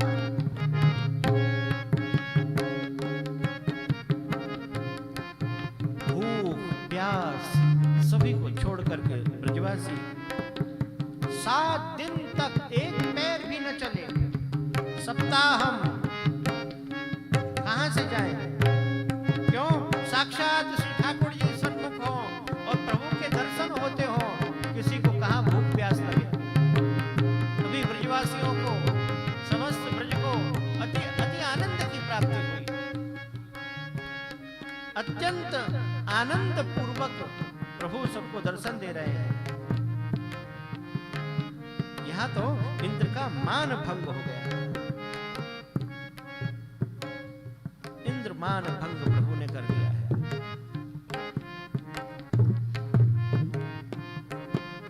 सात दिन तक कृष्ण योगानुभावं तम निशम्येन्द्रोति विस्मितः निस्तंभो भ्रष्ट संकल्प स्वान मेघान सन्निवारत। इंद्र उसने अपने मेघों को कहा, अरे ये तो साक्षात प्रभु हैं, गोपान गोवर्धनो अब्रवी। श्री गिरिराज जी। और अब देखो ये ब्रज की लीला, आप देखो जब ठाकुर जी ने ब्रजवासियों की रक्षा की, 7 दिन तक उनका महात्म्य देख लिया सभी ब्रजवासियों ने कहा, देखो 7 दिन तक गिरिराज जी को उठा करके प्रभु हैं, तो ये तो कौन है प्रभु, उनका महात्म्य देखो। और ऐसे प्रभु को ब्रजवासी आशीर्वाद दे रहे। अब यहाँ आशीर्वाद दे कि दंडवत प्रणाम करें, प्रभु साष्टांग दंडवत प्रणाम, आपने हमारी रक्षा की। नहीं, स्नेह से लाला चिर जियो, लाला खूब खूब तो को आशीर्वाद है। अरे सखा के लाला अच्छा है, खूब अब माखन काम आयो ना, चोरी कर करके खाओ। ये श्लोक बड़ा सुंदर है कि सभी देखो अपना पुष्टि स्वरूप ये है कि चिरजियो गोपाल, रानी तेरो चिरजियो गोपाल। तो वहां तो ठाकुर जी को गले से लगा लिया सभी ब्रजवासियों ने, परिरंभण कर लिया। 29वां श्लोक 22वें अध्याय का। अब यहां तो उल्टा होना चाहिए ना, गोपों ने जब महात्मा देख लिया ये तो साक्षात प्रभु हैं। लोग कृष्ण की अमुक लीलाओं को लेकर कहते हैं कृष्ण ने चोरी की, कृष्ण ने वस्त्र हरण किए गोपियों के, कृष्ण ने रास लीला की, तो हम भी माखन चोरी करेंगे। अरे एक बड़ा पत्थर उठा कर तो बताओ, ये गिरिराज लीला को क्यों नहीं बताते? जन्म कर्म चमे दिव्यम यो में वेत्ति तत्वतः, कोई बड़ा पत्थर रख दो ऐसा कहने वाले को। तो वहां सभी महात्म्य दर्शनांतरम अपि गोपानाम पूर्ववदेव स्थितिम, महाप्रभु जी यहाँ ये आज्ञा कर रहे हैं, महात्म्य के दर्शन करने के बाद भी गोपों की पूर्ववत स्थिति रहना, ये प्रेम है। अभी समझो कोई आपका सखा हो, मित्र हो, ऐसे ही कभी उसके साथ रास्ते में कभी मिल लिए, लेकिन कभी मालूम पड़ेगा ये तो बहुत बड़ा आदमी है, बहुत बड़ा आदमी, तो आपका व्यवहार बदल जाता है। बहुत बड़ा आदमी है ये तो। जैसे अर्जुन का व्यवहार बदल गया। अर्जुन ने भगवान से क्षमा मांगी, हे प्रभु अगर मेरे से कुछ भी आपके साथ व्यवहार में, बैठने में, भोजन करने में, या कभी कुछ भी मेरे से अगर हे प्रभु अपराध हो गया हो, तो हे नाथ, हे यादव, हे सखेथी, हे सखेथी, सखेति मत्वा प्रसभम यदुक्तम, हे कृष्ण, हे यादव, हे सखेति, अजानता महिमानं तवेदं मया प्रमादात् प्रणयेन वापि, यच्चाहवासार्थम सत्कृतोऽसि विहार सय्यासन भोजनेषु एकोऽथवाप्यच्युत तत् समक्षम तत् क्षामये त्वाम अहम अप्रमेयम्। तत् क्षामये, अर्जुन तो क्षमा याचना कर रहे हैं। अब यहाँ तो दंडवत कर देनी चाहिए गोपियों, प्रभु हमने कभी आपसे कुछ ऐसा भला बुरा कहा हो, क्षमा करना। गोपवाल करें लाला, और ठाकुर जी यहाँ तक कह रहे हैं गोपवाल तो ऐसे है, लाला तेने कहाँ उठाया, हमने उठाया, हम लकड़ियां न लगाते और तुरंत नीचे आ रहे हो। तो ठाकुर जी कहे हाँ सही कह रहे हो, तुम्हारो सहयोग रहो। और सखी के तुम्हारे लाला ने कहा उठाया, हमारी लाडली जी ने गिरिराज पर्वत उठाया। कि हैं कैसे? क्योंकि हमारी लाडली जी ठाकुर जी के सन्मुख देखते रहे, अपलक दृष्टि निहारते रहे। तो ब्रजवासी तो ऐसे गाते हैं कीर्तन कि नजरिया मिलाए रहियो गिर नहीं जाए, ऐसा कीर्तन गाते हैं कि हे स्वामी जो आप कृष्ण से नजरें मिलाए रखना कि कहीं पलक आपकी झपकी और गिरिराज नीचे। तो सखी क्या कहे, हमारी लाडली जो ने पलक पे उठाया, तुम्हारे कृष्ण ने तो श्री हस्त पे उठाया, और स्वामी जी ने कहा उठाया गिरिराज जी को। आप बताओ पलक पे आप क्या उठा सकते हो? ब्रजवासियों का ये प्रेम, ब्रजवासियों का ये भाव, लेकिन ये भी भाव आप देखो महाप्रभु जी की लीला, महात्म्य दर्शन अनंतरम अपि गोपानाम पूर्ववद एव स्थिति। ठाकुर जी को गले से लगा लिया। तम प्रेम बेगात निवृता ब्रजौ कसो, प्रेम का आवेश आ गया, महात्म्य का आवेश नहीं। यथा समीयु परिरंभणादिभिः ते ही भगवत आलिंगनार्थम प्रतीक्षन्त एव स्थिता यत्र यत प्रेम्णो वेगस्तेषु स्थिते हृदय पूर्णम प्रेम बहिरपि निस्सरति। ब्रजवासियों के हृदय में प्रेम की तरंग आने लगी और प्रेम जब बाहर आया तो ठाकुर जी को एकदम कस के पकड़ लिया, खूब आलिंगन किया प्रभु को।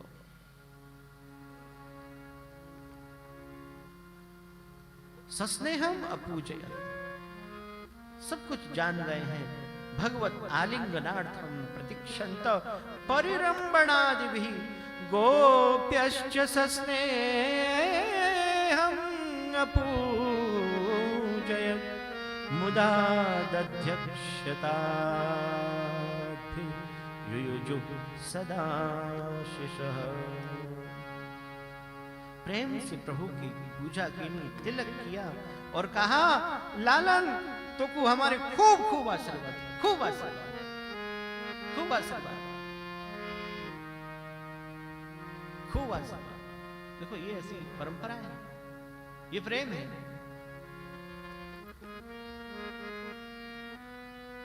ऐसा प्रेम आपको कहीं नहीं मिलेगा। महाप्रभु जी ने कितना आनंद पूर्वक यहां लिखा इस 10वें स्कंद के 22वें अध्याय के 29वें श्लोक के आभास में कि भगव महात्म्य दर्शन अनंतरमपि गोपानाम पूर्ववदेव स्थिति। हम जैसे जीवों की स्थिति नहीं रह सकती, जरा कुछ थोड़ा सा महात्म्य देख लें और अपन पिघल जाए, साष्टांग दंडवत कर दें, अंदर से डरे कि भाई जिनको मित्र मान रहे हैं हमसे, वो अर्जुन जैसी स्थिति हो जाए। तत्क्षामये, प्रभु क्षमा करो, क्षमा करो, क्षमा करो। यहां तो जो करें लाला खूब खूब हमारी आशीर्वाद, खूब आशीर्वाद, खूब आशीर्वाद दिए। सस्नेह पूजन किया प्रभु का। और यशोदा रोहिणी नंदो रामश्च बलिनाम्बरः कृष्णम् आलिंग्य युयुजुः आशिषः स्नेह कातरा।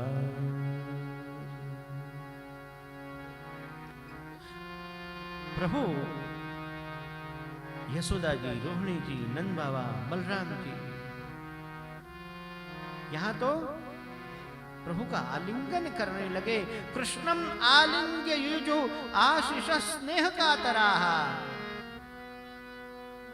कृष्णम सदानंदम एते ही अंतरंगा ज्येष्ठाश्चात आलिंग्य आशिषो युयुजु। खूब आशीर्वादी दे रहे प्रभु को और आलिंगन कर रहे प्रेम से। ये ब्रज की लीला है, ये साधन है, ये साधन प्रकरण है तामस प्रकरण का। साधन क्या है? प्रेम है। नहीं तो यहां साधन बदल जाता। साधन में यहां अभी तो यह दिखना चाहिए कि सभी ब्रजवासी प्रभु से कहें कि कृष्ण क्षमा करना, हमने तो तुम्हें अपने इशारों पर नचाया, परंतु तुम तो नारायण थे, तुम तो साक्षात प्रभु हो, आज मालूम हुआ, हमें क्षमा करना। अब तो बस आप जो कहोगे, जैसे अर्जुन कहता है करिष्ये वचनम तव। लेकिन यहां ब्रजवासी नहीं है। ब्रजवासियों का भाव यह है, खूब खूब आशीर्वाद दी, खूब आशीर्वाद दी। लाला देवताओं को डर लग गया। देखो इंद्र को डर लगा, महात्म्य देख लिया ना। जहां स्नेह नहीं है वहां महात्म्य देख करके डर लगने लगता है। जैसे अर्जुन को लगा, अर्जुन पुष्टि भक्त नहीं है, मर्यादा पुष्टि है, शुद्ध पुष्टि भक्त नहीं है। इसीलिए एवं इंद्रे महापुष्टि, इंद्र पर महापुष्टि इसलिए है कि देखो, याद आया षष्ठ स्कंधार्थ प्रकरण की 91वीं कारिका, एवं इंद्रे महापुष्टि, जो आपने हमको बताई थी। एवं इंद्रे महापुष्टि, महापुष्टि का मतलब यह है कि इंद्र तेने तो अनजाने में इतना बड़ा कार्य कर दिया कि सभी भक्तों को भगवान से मिला दिया। तो ठाकुर जी प्रसन्न हो गए, जा अब तो हर वर्ष ये उत्सव मनाएंगे, हर वर्ष। पुष्टि में और पुष्टि मार्ग में ये कितना बड़ा उत्सव है, कृतवन्नकूटम, अन्नकूट उत्सव, कितना ये महापुष्टि है। क्यों? अनजाने में।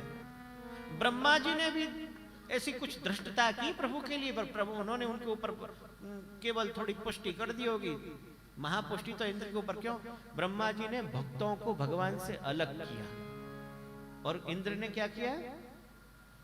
ब्रजवासियों को, भक्तों को, गायों को, बछड़ों को, समस्त ब्रज को भगवान से मिला दिया। और कब तक मिले रहे? 7 दिन तक, 7 दिन तक आते रहे। इंद्र आए, इंद्र ने स्तुति की, तो प्रभु क्षमा करो। इंद्र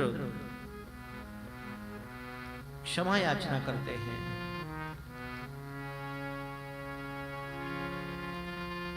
परमानंद दास जी तो बड़ा सुंदर एक कीर्तन लिखते हैं। माधोजू राखो अपनी ओट, माधोजू राखो अपनी ओट। वे देखो गोवर्धन ऊपर उठे हैं मेघ के कोट। तुम सभी ब्रजवासियों ने कहा हमें रखो, ब्रजवासियों को ओट में रखा है, इंद्र को नहीं। तब इंद्र तो इंद्र मान भंग हो गया। परमानंद दास जी कहते हैं कि इंद्र चरणों में गिर गया।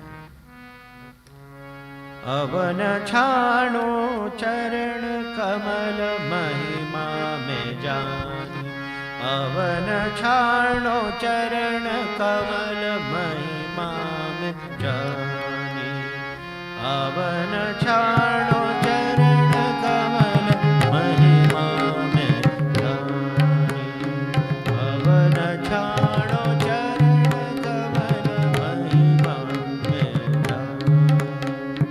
सुरपति मेरो नाम धर्यो लो अभिमानी, सुरपति मेरो नाम धर्यो लो अभिमानी, अवलो में नहीं जानत ठाकुर है कोई। देखो इंद्र को डर लग गया, महिमा देख करके चरणों में पड़ गया। गोपी ग्वाल राख लिए मेरी पत खोई, ऐरावत कामधेनु गंगा जल आनी, हरि को अभिषेक किए जय जय सुरबानी, बारंबार प्रणाम करत गोवर्धन धारी, परमानंद गोप भेख लीला अवतारी। ऐसे तो यहाँ पर हम श्री गोवर्धन लीला को वंदन करते हुए आगे बढ़ते हैं कि भगवान उसी गोवर्धन में दान के दिन चल रहे हैं। गोवर्धन की दान घाटी याद करो। हाँ, अब हम थोड़ी देर के लिए दान घाटी में चलें और आपसे से कहें कि आप हमें थोड़ा दान करो, प्रेम दान करो। गोवर्धन की दान घाटी में ठाकुर जी गोवर्धन से कह रहे हैं कि देखो गोपियों को, तो देखो दान लीला, मान लीला, होरी लीला, ये है ना भागवत में है नहीं, चोरी लीला है।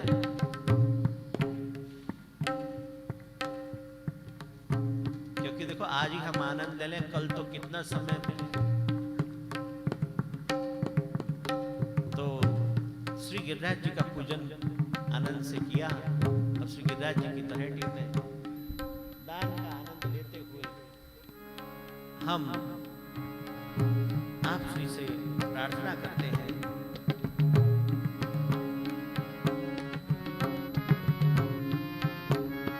गोवर्धन की शिखर ते मोहन दीनी टेर, अंतरंग सौ कहत है सब ग्वालिन राखो घेर, नागरी दान दे तुम नंद महर के लाल मोहन जान दे।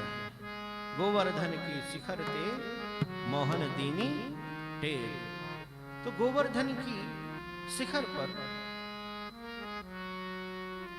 उसी दान घाटी में श्री गिरिराज जी की प्रभु दान लीला भी करते और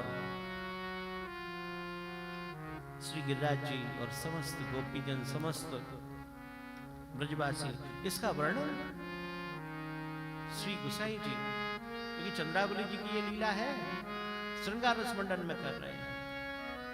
श्रृंगार रस मंडन में बहुत ही सुंदर लीला का गुणगान किया गया है। और ठाकुर जी जो दान ले रहे हैं, अपितु श्रृंगार रस मंडन की लीला पढ़ते हैं तो ऐसा लगता है कि दान दे रहे हैं। सूरदास जी कहते हैं गोपी सर्वस्व दे के छूटी, गोपी सर्वस्व दे के छूटी। परंतु जब हम दान के कीर्तन या श्रृंगार रस मंडन में जो दान की लीला है वो जब पढ़ते हैं तो ऐसा लगता है कि प्रभु ने वास्तव में बहुत बड़ा दान दिया है। मथनिया आन उतार धरी, ये जो मथनिया है ना कल से खड़ी, ये सामने ये देखो, और कल तो दान की पिछवाई हुई थी, मथनिया ऐसी की ऐसी ही रह गई। हमने आपसे से विनती की अब तो कुछ तो इसका आप कृपा करके इसमें जो भी है कृपा प्रसाद वो हमें प्राप्त हो, या तो उतार के धरो या फिर नहीं माने तो ऐसी हमारी विनती है। मथनिया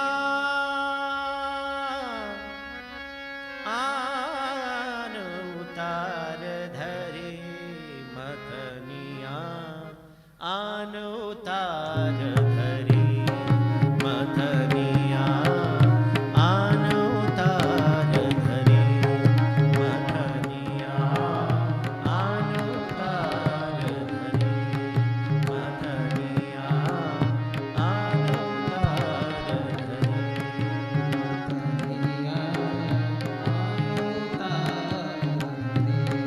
मथनिया आन उतार धरे।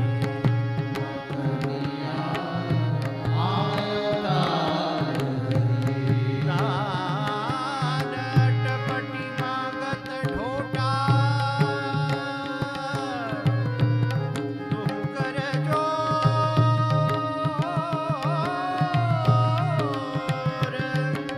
खरी,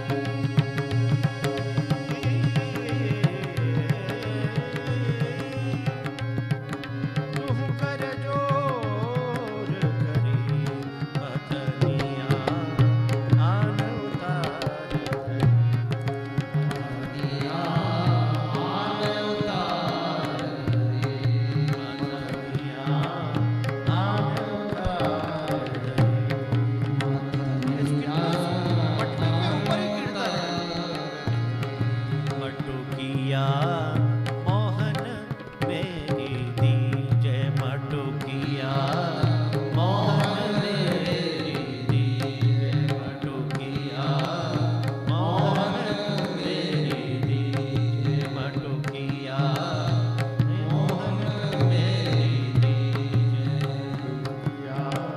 जो कछु दधी चाखन को चाहो, जो कछु दधी चाखन को चाहो, जो दधी चाखन को कछु चाहो, तो रंजक पान कर लीजिए,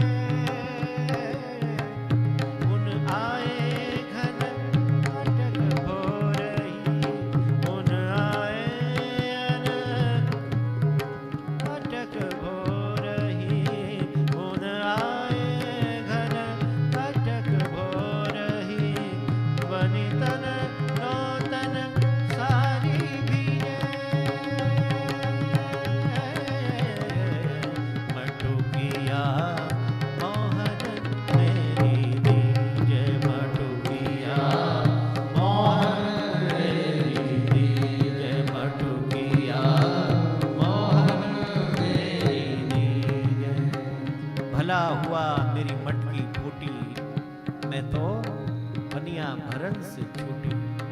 देखो मटकी के बड़े आध्यात्मिक भी अर्थ हैं। भला हुआ मेरी मटकी फूटी, मैं पनिया भरन से छूटी। कितने ही चिंतक विचारक संतों ने तो कहा यह शरीर मटकी है। भला हुआ मेरी मटकी फूटी, मैं पनिया भरन से छूटी। कबीरा फकीरी सीखनी है तो पनिहारी से सीख। एक जो पनिहारी है जो मटकी लेके चलती है, सबसे बड़ा ध्यान योग जो है उससे सीखो। कबीरा फकीरी सीखनी है तो पनिहारी से सीख। बात करत सखियन सो और ध्यान गगर दे बीच। बहुत कठिन है डगर पनघट की। इसलिए ये जो मटकी है अब इसे संभाल के न रखें, इसे प्रभु के चरणों में हम समर्पित कर दें। मटुकिया मोहन तेज दे,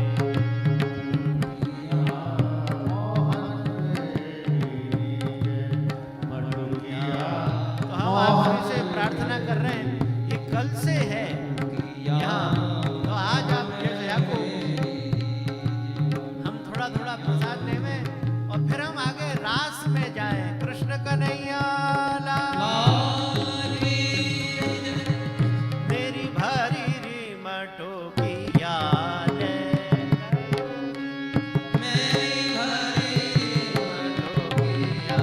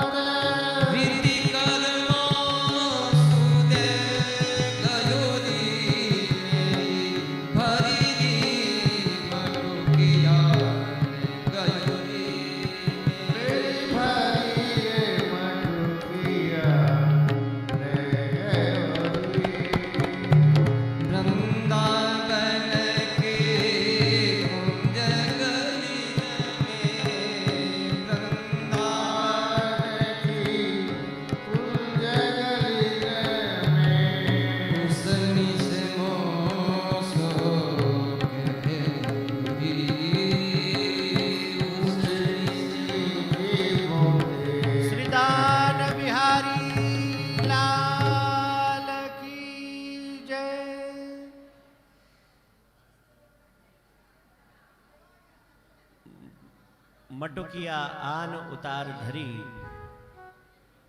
प्रभु की कृपा से हमें यह आनंद यहाँ सदा प्राप्त होता रहे।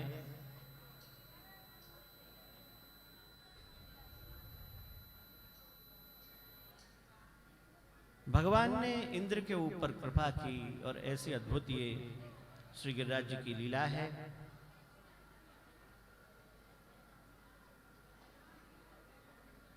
भगवान का महात्म्य देखकर सभी ब्रजवासियों ने प्रभु से विनती की कि आप हमें अपने वैकुंठ लोक के दर्शन कराइए। भगवान ने ब्रजवासियों को वैकुंठ के भी दर्शन कराए, परंतु ब्रजवासियों का मन वैकुंठ में कहाँ लगे। भगवान नंद बाबा को वरुण लोक से लाए इत्यादि चरित्र भी प्राप्त होते हैं। अब यहां से तामस फल प्रकरण का आरंभ हम संक्षेप में रास पंचाध्यायी का भी यहां पान करें। श्री मथुराधीश की जय, श्री वल्लभाधीश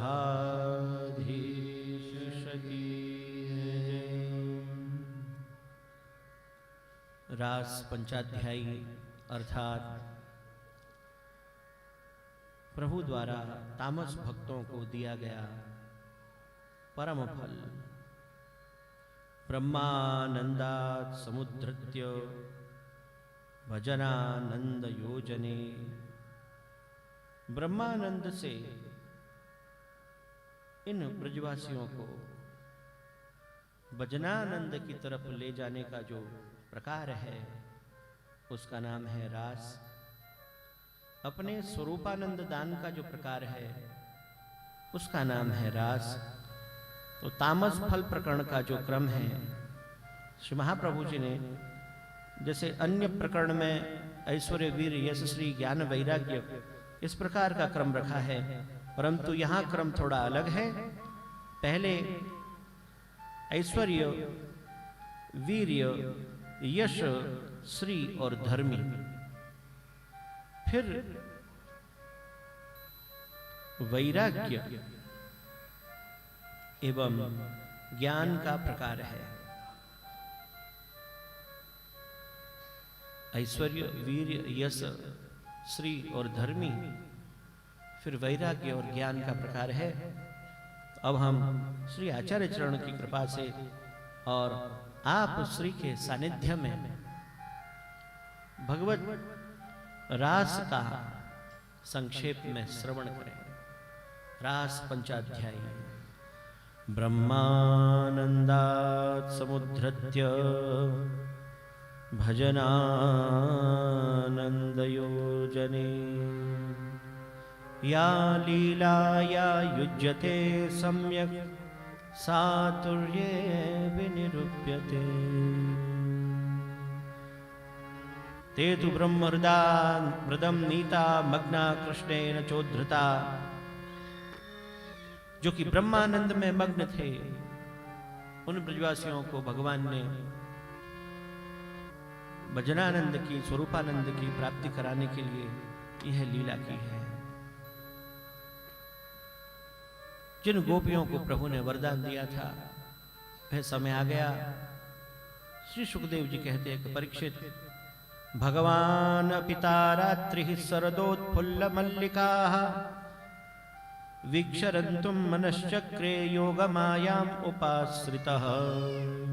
श्री ठाकुर जी की ये लीला है कि स्वयं रंतुम मनश्चक्रे, आप प्रभु पूर्ण काम है, आप्त काम है, आत्माराम है, निष्काम है।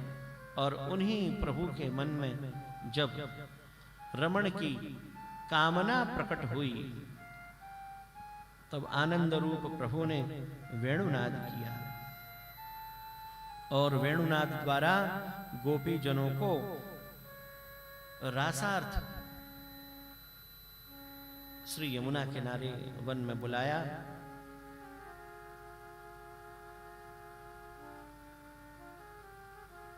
दृष्ट्वा कुमुद्वन्तमखण्डमण्डलम् रमाननाभं नवकुङ्कुमारुणम् वनं च तत्कोमलगोभिरञ्जितं जगौ कलं वामदृशां मनोहरम् निशम्य गीतम तदनंगवर्धनम। अनंगवर्धन इस भगवान के वेणु गीत को सुनकर के गोपीजनों को अति आनंद हुआ। निशम्य गीतम तदनंगवर्धनम। अनंगवर्धन, देखो इस चौथे श्लोक में, रासवंश अध्याय के प्रथम अध्याय के चौथे श्लोक में महाप्रभु जी लिखते हैं, यद्यपि भगवता कुमारिका एव आहूता। यद्यपि भगवान ने केवल किसको बुलाया है? कुमारिकाओं को। भगवान ने अन्य पूर्वा गोपीजनों को नहीं बुलाया। जो अनन्य हैं, जो ऋषि रूपा हैं, जो कुमारिका हैं, उनको ही बुलाया। यद्यपि भगवता कुमारिका एव आहूता तथापि आह्वाहनम सदृशम इति निरोधेपि कर्तव्य इति सर्व एव समागता। क्योंकि आवाहन सदृश था, निरोध भी सभी का कराना है, अन्य पूर्वा गोपियों का भी। तो गोपी दौड़ी, और जो अन्य पूर्वा जो गोपी हैं वो तो गृहस्थाश्रम में है ना, तो कोई कुछ घर का काम कर रही थी, कोई कुछ, परंतु सब कुछ छोड़कर गोपीजन पधारी। दुहंत्यो अभिययु कश्चित दोहम हित्वा समुत्सुकाः पयोधिसृत्य संयावम अनुद्वास्य पराययु। सब कुछ छोड़ करके प्रभु की शरण में गोपीजन आ गए और भगवान ने गोपीजनों का स्वागत भी किया। परंतु यहां एक प्रकार की गोपीजन है अंतर्ग्रहगता, वो नहीं आ पाई। क्या कारण है? क्योंकि अंतर्ग्रहगता काश्चित गोप्यो अलब्ध विनिर्गमाः कृष्णम तद्भावना युक्ता दध्युर्मीलित लोचना। ये जो अंतर्ग्रहता गोपीजन हैं, इन्होंने जार भाव से भगवान से प्रेम किया।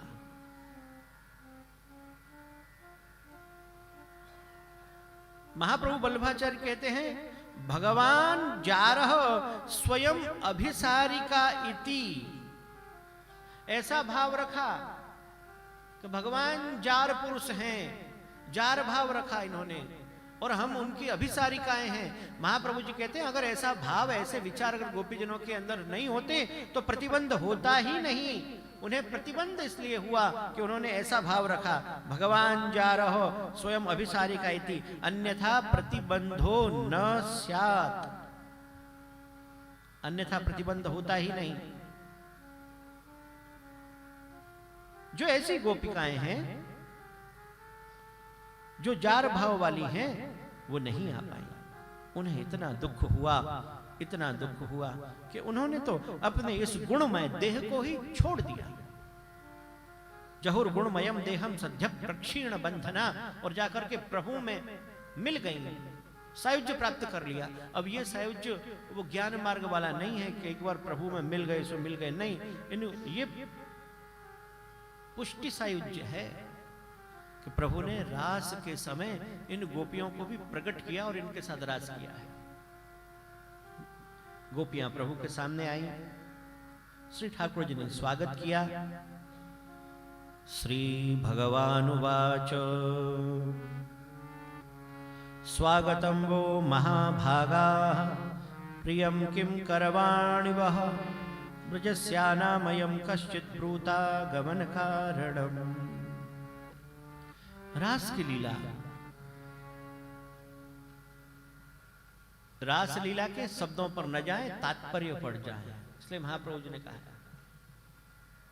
तात्पर्य को समझोगे तो रास लीला को समझ पाओगे, नहीं तो नहीं समझ पाओगे। अब भगवान ने गोपीजनों का स्वागत किया, लेकिन प्रश्न भी किए, क्यों आ गए? भगवान कह रहे हैं गोपीजनों को लौट जाओ, यहां क्यों आए हो? लेकिन महाप्रभु जी कह रहे हैं, प्रभु ऊपर से तो कह रहे हैं लौट जाओ, परंतु हृदय में भाव क्या है कि तुम मत जाओ, यहीं पर रहो, ऐसे भाव है। स्वागतम वो महाभागा प्रियम किम करवाणि वह ब्रजस्या नामयम कच्चित ब्रूता गमन कारणम। परंतु महाप्रभु वल्लभाचार्य जी ने तो इसके अर्थ ही बदल दिए। जैसे 19वां श्लोक इस रासपंचाध्यायी के प्रथम अध्याय का भागवत सुबोधन अनुसार 26वां अध्याय। इस 19वें श्लोक में महाप्रभु जी ने क्या कहा कि ठाकुर जी ऊपर से क्या कह रहे हैं, रजनी ऐशा गोरु रूपा गोरु सत्व निषेविता प्रतियात ब्रजम नेह स्थेयम स्त्री भी सुमध्यमा। तुम सुमध्यमा स्त्री हो तो इसलिए ये जो रात्रि है वो घोर रात्रि है और यहाँ बड़े हिंसक प्राणी रहते हैं, इसलिए प्रतियात ब्रजम, ब्रज चली जाओ, यहां मत रुको। महाप्रभु जी ने अर्थ ही बदल दिया कि नहीं, ये रात्रि अघोर रूपा है, तुम यहीं रहो। क्यों? क्योंकि तुम सुमध्यमा हो, रसात्मिका हो, इसलिए इहस्थेयम, यहीं पर रहो, ब्रज में मत जाओ। तो श्री ठाकुर जी ने 10 प्रश्न किए और गोपियां देखती रह गई। प्रभु एक तो आप स्वयं बुलाते और फिर कहते हो क्यों आए। यहां शुरू होता है विजय गीत। इसको विजय गीत कहा जाता है। गोपीजनों ने भगवान के प्रत्येक श्लोक का उत्तर दिया और महाप्रभु वल्लभाचार्य कहते हैं कि यहां गोपियों की जीत हुई। इसको श्री आचार्य चरण ने कहा कि यह विजय गीत है, इसलिए यह फल है कि जहां भगवान पराजय स्वीकार कर लें गोपीजनों के सामने, तासाम वाचो जयंती ही, गोपीजनों की वाणी यहां जीत गई, गोपीजनों की यहां विजय हुई। भगवान ने बहुत प्रकार से समझाया, पति की सेवा करो, पति चाहे कैसा भी हो उसे छोड़ो मत, यहां मत रहो, जाओ। भगवान के एक एक प्रश्न का उत्तर यहां गोपीजनों ने दिया। मैवं विभोर्हति भवान गदितुम रसंसम संत्यज्य सर्व विषयांस्तव पादमूलम। क्योंकि अमुक लोग इस लीला को कुछ अलग ही प्रकार से देखते हैं। ये तो देखो, ये दिव्य और अलौकिक लीला है। गोपियों ने कहा कि प्रभु हमने तो सारे विषयों को छोड़ दिया, हम निष्काम हुई हैं। जो कोई निष्काम होता है वही आपके चरणारविंद को प्राप्त करता है। हमारे अंदर तो कोई काम है ही नहीं, इसलिए महाप्रभु जी कहते हैं ये निष्काम लीला है। हाँ, क्रिया सैवापि सर्वत्र, यहां सारी क्रियाएं हैं परंतु काम नहीं है। गोपीजनों ने एक एक प्रश्न का प्रत्युत्तर उत्तर भगवान को दिया और भगवान से ही पूछा, प्रभु आपने तो कहा है ना, ये यथा माम प्रपद्यन्ते तांस तथैव भजाम्यहम्, तुम मुझे जिस भाव से भजो मैं भी तुम्हें उसी भाव से भजूंगा। हम आपको इस भाव से भज रही हैं तो आप भी हमको उसी भाव से भजो। भूल गए? ये यथा माम प्रपद्यन्ते तांस तथैव भजाम्यहम्।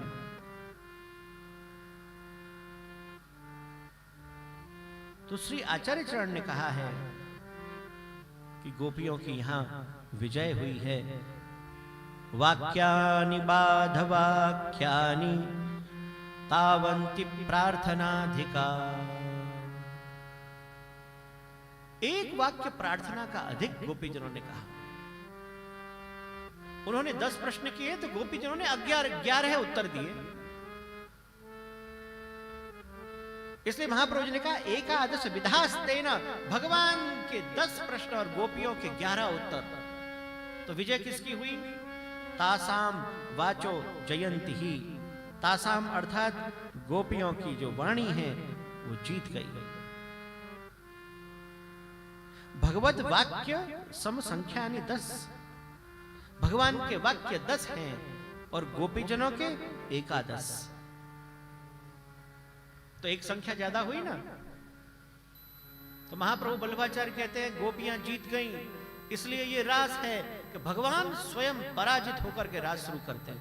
मैं तुमसे हारा और तुम जीते, इसलिए तासाम वाचो जयंती ही। फिर जो गोपीजनों के यहाँ एक एक जो श्लोक है उस पर जो महाप्रभु जी की सुबोधनी जी है उसे पढ़ो तो आनंद आ जाए। एक एक प्रश्न के उत्तर गोपी गिना गिना करके भगवान को बता रहे हैं। अच्छा देखो प्रभु आपने ये कहा, क्योंकि आप जो सब कह रहे हो वो देह धर्म की बात कह रहे हैं। आप कह रहे ना पति की सेवा करो, कौन सा पति, कैसा पति, वो तो आरती देने वाले हैं। आज पति हैं, इस जन्म में हैं, आगे वही होंगे। आप तो सदा हमारे लिए पति हो। तो जो सनातन पति है, हम उस सनातन पति के लिए जो क्षण भर के लिए पति बना है उसके पास क्यों जाएं? भगवान भगवत गीता में यही कहते हैं कि ये शरीर क्या है, ये हे अर्जुन, ये तुम जो देख रहे हो अपने सगे संबंधियों को, ये तो आत्माएं हैं जो सनातन हैं, बस जो थोड़ी देर के लिए तुमसे मिले हैं। ये यात्रा है ना शरीर की, थोड़ी देर के लिए वो तुम्हारे, तो फिर थोड़ी देर के लिए जो व्यक्ति तुमसे मिला है उसके लिए क्या शोक करना, थोड़ी देर के लिए मिले हैं ना।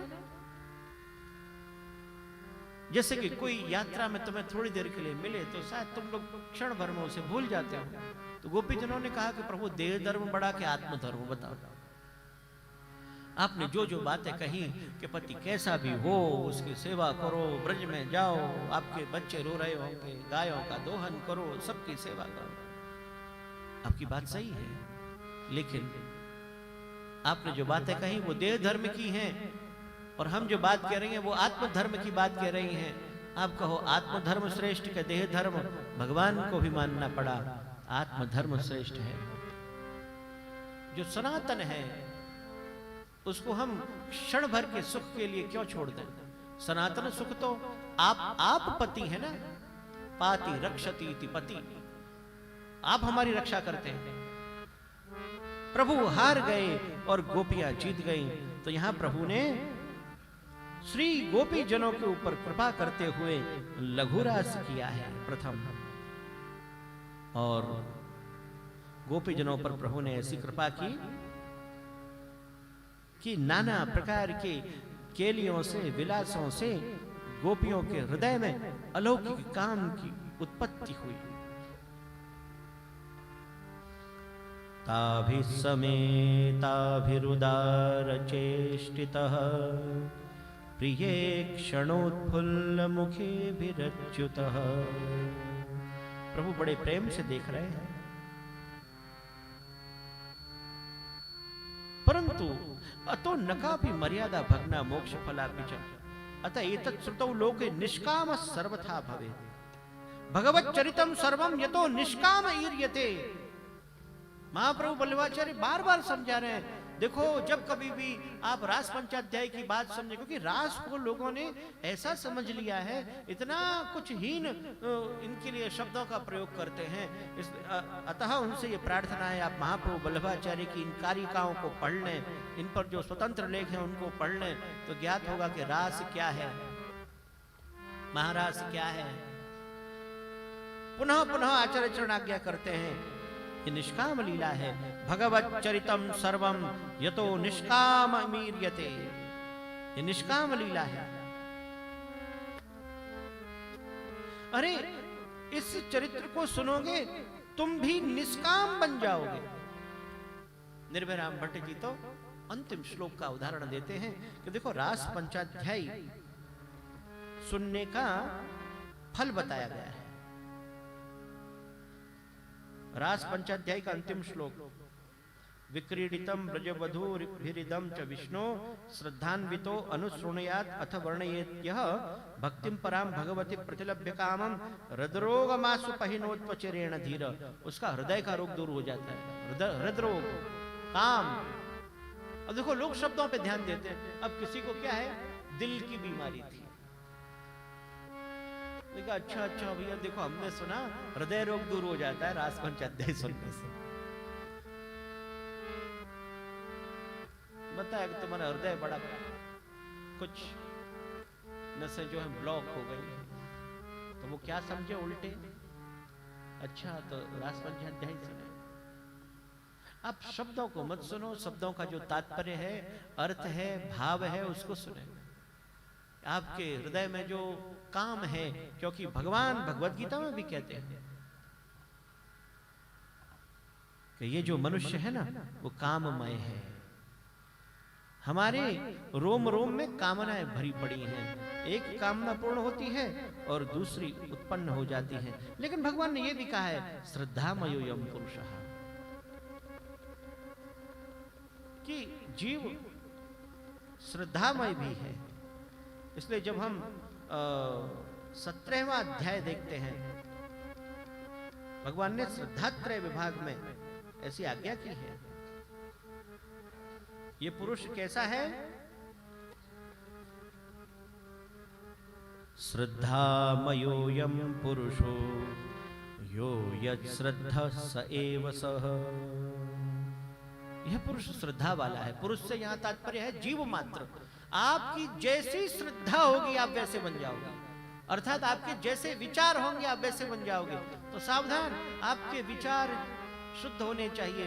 इसलिए रास पंचाध्यायी में पुनः पुनः आचार्य चरण आज्ञा करते हैं, ये निष्काम लीला है, ये सकाम लीला नहीं है। इसलिए सामान्य लीला, ये पहले लघु रास की लीला कही। तावे समेता विरुदार चेष्टितः प्रिये क्षणोत्फुल्ल मुखे विरच्युतः। प्रभु उदार हास्य गोपी जनों के सामने हंसने लगे और गोपी जनों को आनंद आने लगा। उपगीयमान उद्गायन वनिता शतयूथपः मालां बिभ्रजत वैजयंतीं व्यचरन् मंडयन् मनम्। भगवान ने वैजयंती माला धारण कर ली और वनिता शतयूथपः, सैकड़ों सैकड़ों गोपीजनों के यूथ में आप वैजयंती माला धारण करके लीला करने लगे। कहां? श्री यमुना किनारे नद्या पुलिनमाविश्य गोपीभिर हिम बालुकम। क्या लीला कर रहे हैं? श्री महाप्रभु जी की सुबोधनी जी 10वां स्कंद 26वां अध्याय 46वां श्लोक, इसकी सुबोधनी जी समझो और पढ़ लो तो ऐसा लगता है कि जैसे यहां श्री महाप्रभु जी ने संपूर्ण काम शास्त्र का ही वर्णन कर दिया कि श्री कृष्ण गोपी जनों के अंग का स्पर्श कर रहे हैं, प्रत्येक अंग प्रत्यंग का स्पर्श कर रहे हैं। महाप्रभु वल्लभाचार्य देखो जो भी बार बार करे, देखो निष्काम लीला है, निष्काम लीला है इसलिए पहले से तैयार कर रहे हैं। आगे अगर ऐसी कुछ लीलाएं सुनाई देंगी तो उसका तात्पर्य आप समझें। भगवान ने गोपीजनों के अंग प्रत्यंग का स्पर्श किया। इस अंग का स्पर्श क्यों किया? इस अंग के स्पर्श करने से क्या होता है? महाप्रभु जी क्या कर रहे हैं? बाहु प्रसार परिरंभ करालकोरु निविस्तना लभन नर्म नखाग्रपातैक्ष्वेल्यावलोक हसितै व्रज सुंदरीणाम उत्तम भयन रतिपतिम रमयांचकार। रतिपति जो स्वयं रति के पति हैं, जो स्वयं करोड़ों करोड़ों कामदेव के समान है, जो कामदेव को भी जिनको देख करके कामोत्पत्ति हो जाए, ऐसे प्रभु ने आधिदैविक काम का उद्बोधन किया। महाप्रभु जी आज्ञा कर रहे हैं। गोपी जनों के प्रभु ने उरु का स्पर्श किया, नीवी का स्पर्श किया, वक्षस्थल का पंच स्पर्श विहिता। ऐसी ऐसी बातें हैं कि शायद हम यहां से कह भी नहीं सकते, इतनी गूढ़ बात महाप्रभु जी ने कही। 5 प्रकार का स्पर्श किया। क्यों स्पर्श किया? कहां स्पर्श किया? इस स्पर्श से क्या होता है? नखाग्रपात, नखाग्रपाताः नखक्षत दंतक्षत ताड़नादय काम युद्ध निरूपकाः। अरे महाप्रभु जी की एक पंक्ति आप ले लो, पूरा दिन निकल जाए समझने में कि क्यों कह रहे हैं। ये 5 प्रकार के स्पर्श क्यों किए? हस्ते ग्रहणम, कच उन्नमनार्थम, उरु स्पर्श, नीवी स्पर्श, स्तनयोस्तु रसोद्गमनार्थम। अब ये सब हम लीलाओं का श्रवण करते हैं तो हमें इनके तात्पर्य समझनी चाहिए। तो जैसे ही भगवान ने गोपीजनों के साथ लीलाएं की तो गोपीजनों को मानोत्पत्ति हो गई, मान आ गया। मान ऐसा आया कि गोपीजन विचार करने लगे, देखो अभी तो कह रहे थे कि आप घर जाओ, पधार जाओ, परंतु अब हमारे साथ ये रास लीला कर रहे हैं। आत्मानं मेनिरे स्त्रीणां मानिन्योभ्यधिकं बुभि, कि हमारे समान इस भूमि पर कोई है ही नहीं। अगर अब ठाकुर जी हमसे प्रार्थना करेंगे तब रसदान करेंगे। महाप्रभु जी कह रहे हैं, नहीं अस्मत् सदृश्यो अन्या संत्या तो अस्मान यदि प्रार्थयस्यति तदा रसम दास्याम। ऐसी मान युक्त हो गई। भगवान ने देखा कि इनको मुझे फलदान करना है, परंतु जब तक मान रहेगा, जब तक अभिमान रहेगा, ऐसा सौभाग्य मद को देख करके भगवान वहीं अंतर्धान हो गए। और कहां अंतर्धान हुए? बाहर से गोपीजनों के हृदय में छुप गए। तत्रैव अंतरधीयत, तत्रैव कहां? उनके हृदय में। गोपिकासु यूथ मध्ये व अंतर्धानम प्राप्तवान। अब तो गोपीजनों को विचार हुआ कि ये हमसे क्या हो गया। प्रभु को ढूंढने लगे। प्रभु को अंतर्हिते सह भगवती सहसैव ब्रजांगना, कहां गए प्रभु, कहां गए? तड़प रही हैं, दुखी हो गई। और श्री सुखदेव जी परीक्षित को कहते हैं कि हे राजन, ऐसी परिस्थिति जब गोपीजनों की हुई, इतना दुख, इतना ताप जब गोपीजनों को हुआ, तो वृक्षों से पूछने लगी। क्योंकि विरह है ना, ये भुला देता है कि हमें क्या करना चाहिए, क्या नहीं करना चाहिए। वृक्षों से पूछ रही हैं, कहां जवाब मिले। तुलसी क्वचित तुलसी कल्याणी गोविंद चरण प्रिय। और पूछते पूछते पूछते पूछते लेकिन स्वयं कृष्णमयी हो गई। कृष्णो हम पश्यत गतिम ललिताम इति तन्मना। कृष्णमयी हो गई। कृष्ण की गोपीजनों ने लीलाएं की, भगवान की लीलाओं की चेष्टा करने लगी, स्वयं कृष्ण बन गई हैं। जैसे ज्ञानी कहता है अहम ब्रह्मास्मि, अहम ब्रह्मास्मि, यहां गोपी कह रही है कृष्णोहम, कृष्णोहम।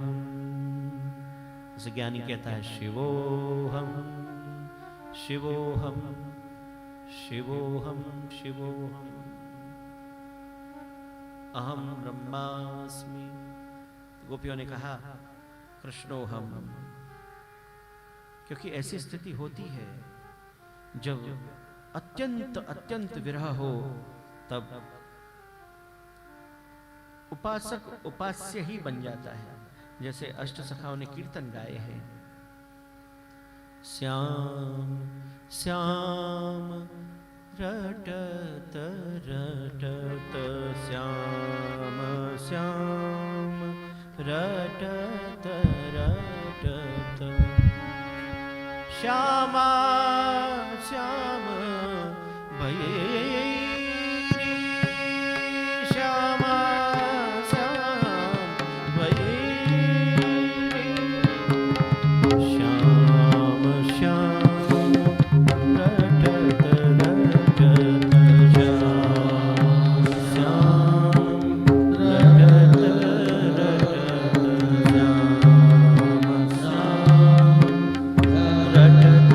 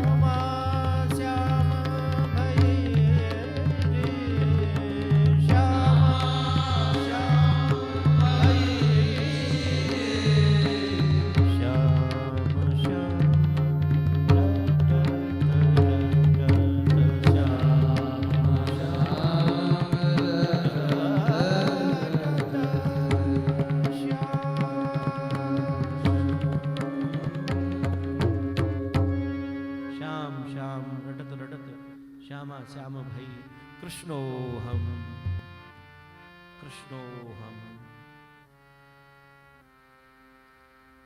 फिर तो गोपीजन यमुना किनारे आ गए। समवेता जघु कृष्णम तदा गमन कांक्षिता। भगवान के आगमन की आकांक्षा में गोपीजनों ने गोपी गीत का गान किया। श्री गोप्यौचुः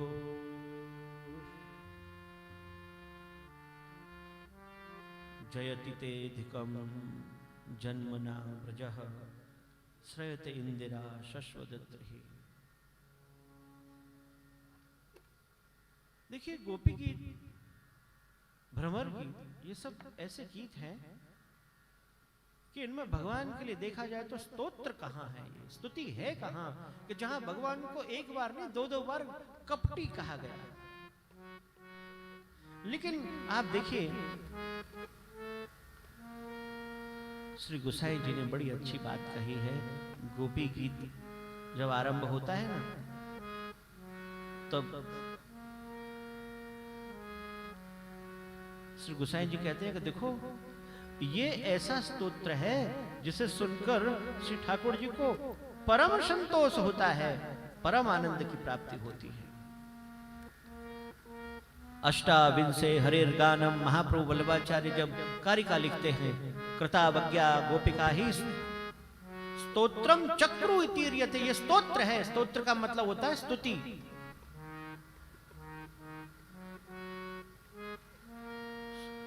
एकोन विंशति विधाम स्तुतिम चक्रु हरे प्रियाम। महाप्रभु वल्लभाचार्य करे जब गोपी गीत आरंभ कर रहे हैं कि एकोन विंशति विधाम, 19 प्रकार की गोपियों ने ठाकुर जी को जो प्रिय लगे ऐसी स्तुति की। लेकिन गोसाई जी ने कहा यह स्तोत्र है, स्तोत्र रूपम गानम चक्रु हो। ये गोपी गीत जब रोते रोते गाया है तो ये स्तुति की है भगवान ने। कैसी स्तुति है कि जहां प्रभु को कुहक कहा जाए, जहां प्रभु को कपटी कहा जाए, तब गोसाई जी लिखते हैं कि देखो जब कपटी और कुहक कह रही हैं गोपिकाएं तो नहीं एवं ब्रह्मादि भी वक्तुम शक्यम, ब्रह्मा आदि भी देवता भी ऐसा कह नहीं सकते। श्री गोसाई जी ने 10वीं कारिका की टिप्पणी में ऐसी आज्ञा की। तत्श्रवणेन प्रभोः परम संतोष, संतोष नहीं परम संतोष होता है। प्रेम की गालियां, प्रेम भरी जो गालियां है ना वही स्तुति है। तो यहां गोपी भगवान को स्मरण करते हुए गोपी गीत गाती है। जयति तेऽधिकं जन्मना व्रजः श्रयत इंदिरा शश्वदत्रिः। दयित दृश्यता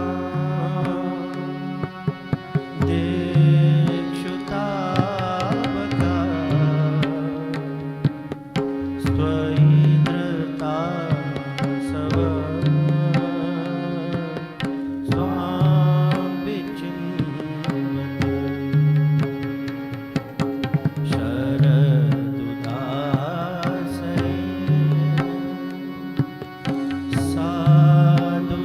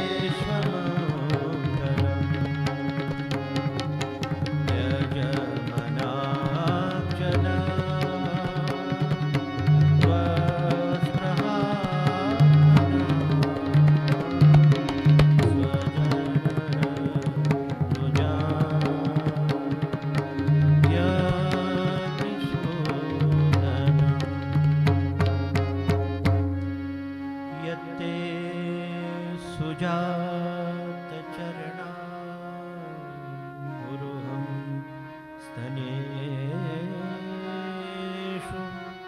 भीताः शनैः प्रियदधेमहि कर्कशेषु तेनाटवेमटसि तत् व्यथतेन किं स्वित् कूर्पादिभिर्भ्रमति धीर्भवदायुषाम्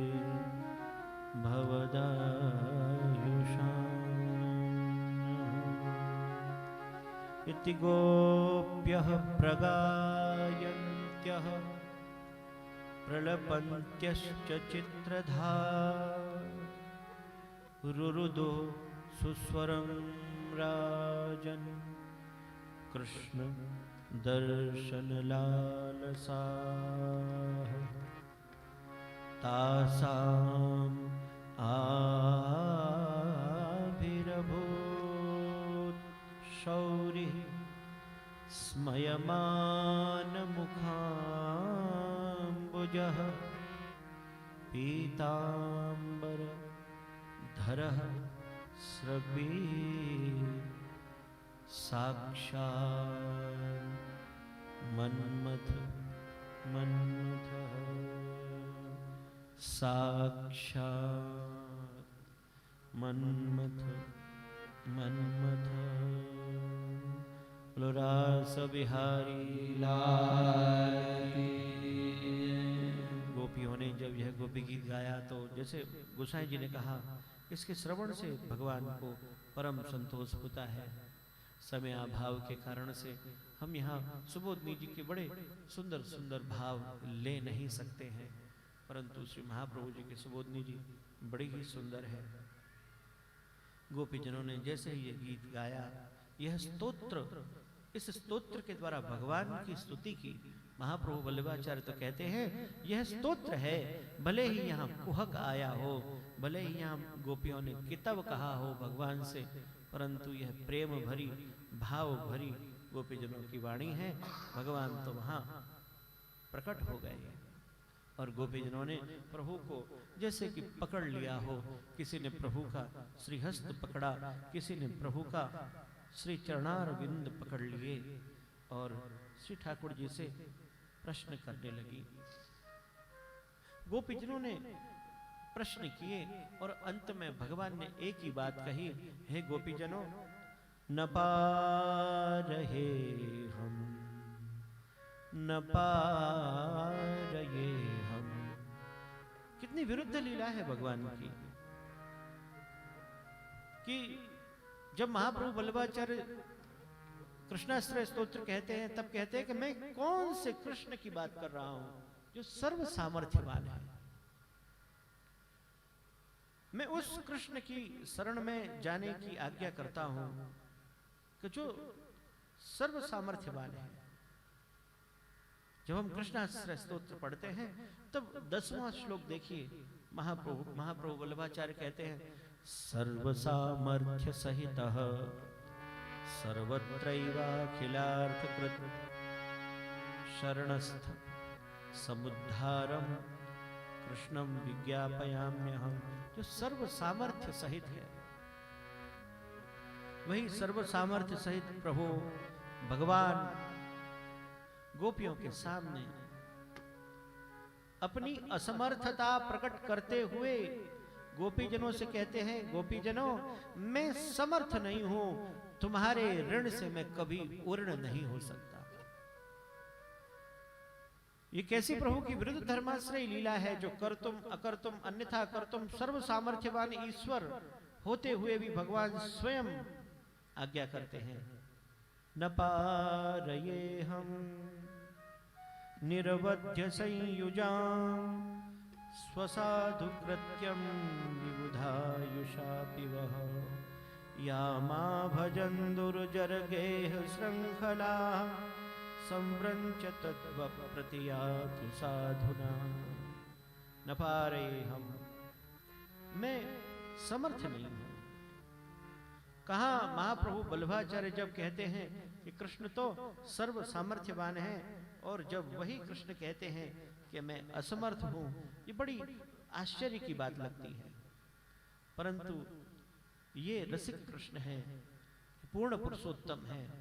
भगवान गोपीजनों से कहते हैं न पा रहे हम, मैं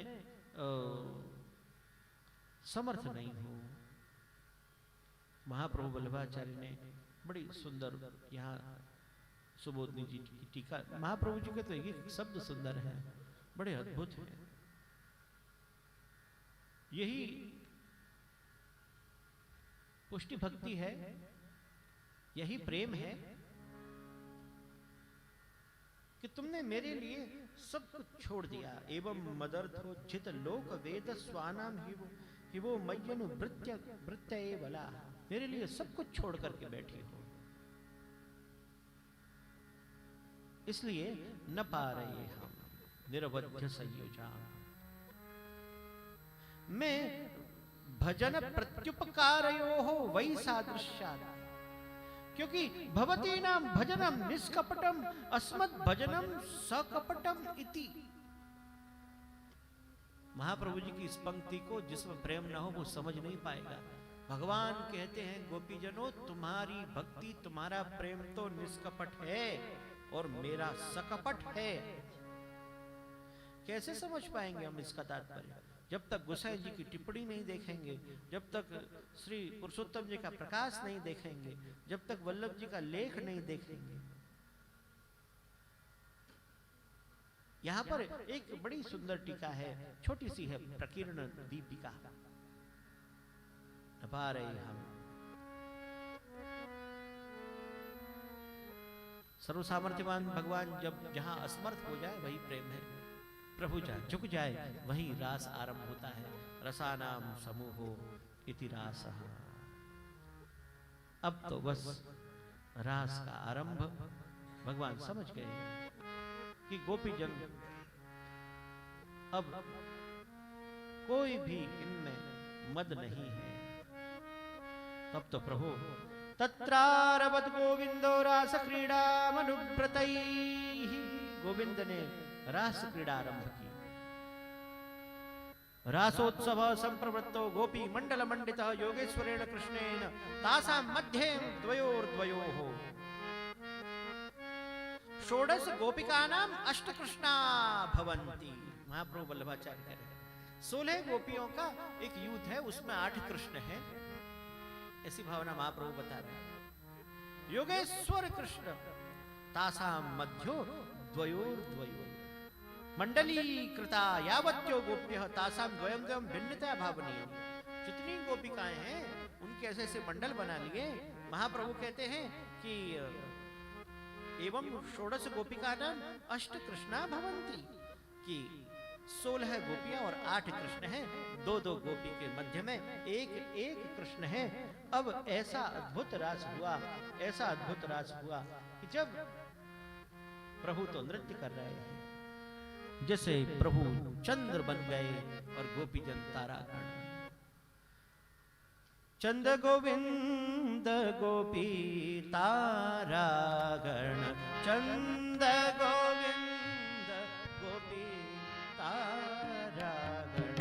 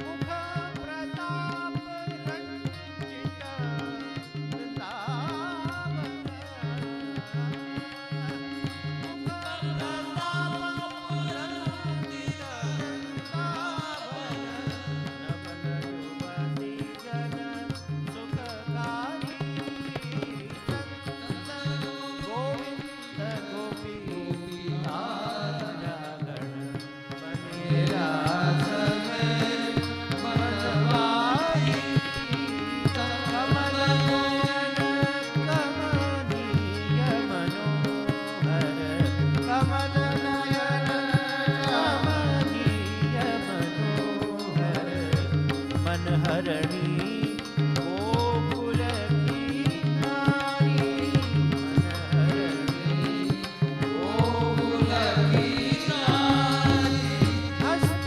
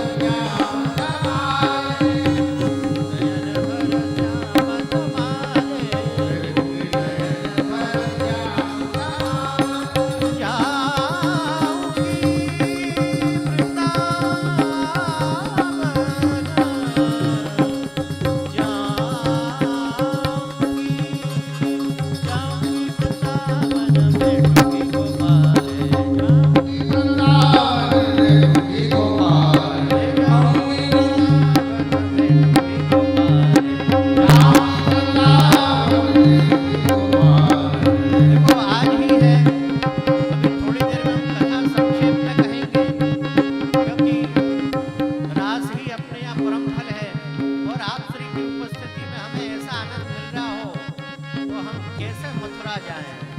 जाऊंगी जाऊंगी जाऊंगी, जाऊंगी जाऊंगी जाऊंगी, जाऊंगी जाऊंगी जाऊंगी, जाऊंगी जाऊंगी जाऊंगी, जाऊंगी जाऊंगी जाऊंगी,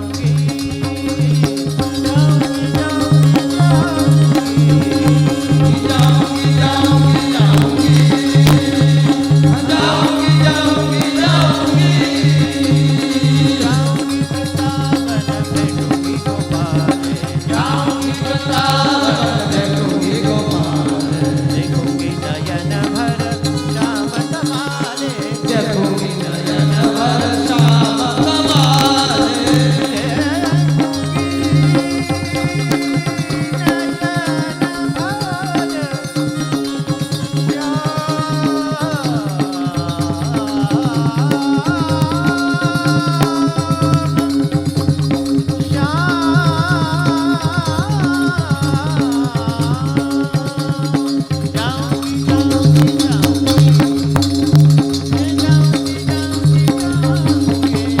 जाऊंगी जाऊंगी जाऊंगी, जाऊंगी जाऊंगी जाऊंगी,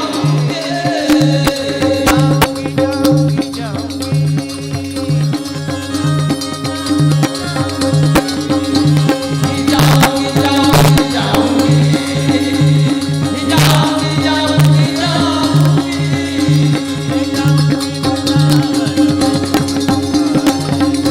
वृंदावन में डूबी गोपाल, जाऊंगी वृंदावन में देखूंगी नयन भर श्याम तुम्हारे, देखूंगी नयन भर श्याम तुम्हारे, तट चारत धेनु, आई मेरे तट साथ धेनु, तट चारत धेनु, आई मेरे तट साथ धेनु, सखा बजावत ब्रज वेणु, संग सखा बजावत वेणु, जाऊंगी वृंदावन में डूबी गोपाल, जाऊंगी वृंदावन में डूबी गोपाल, जाऊंगी वृंदावन में डूबी गोपाल, जाऊंगी वृंदावन में डूबी गोपाल, जाऊंगी वृंदावन में डूबी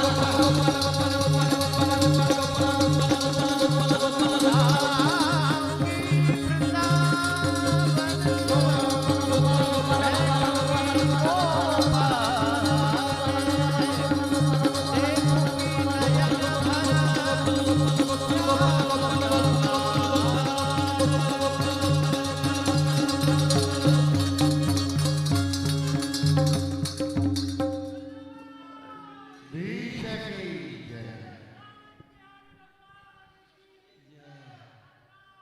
ईशा की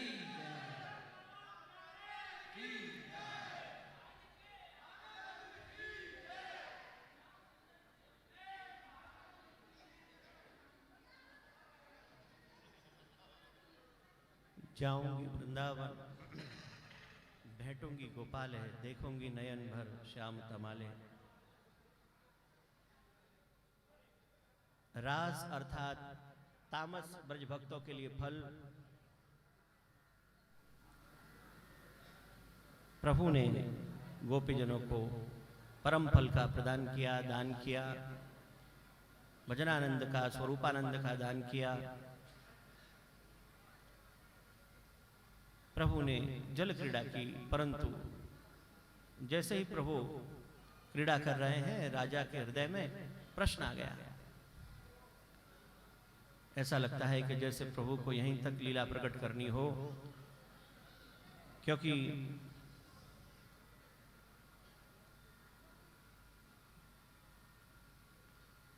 हम सबका फल तो रास ही है। और देखिए महाप्रभु जी ने गायत्री भाष्य लिखा। गायत्री मंत्र के ऊपर जब से महाप्रभु जी भाष्य लिखते हैं तो उसमें भी परम फल रास को ही बताते हैं। कहां गायत्री और कहां रास।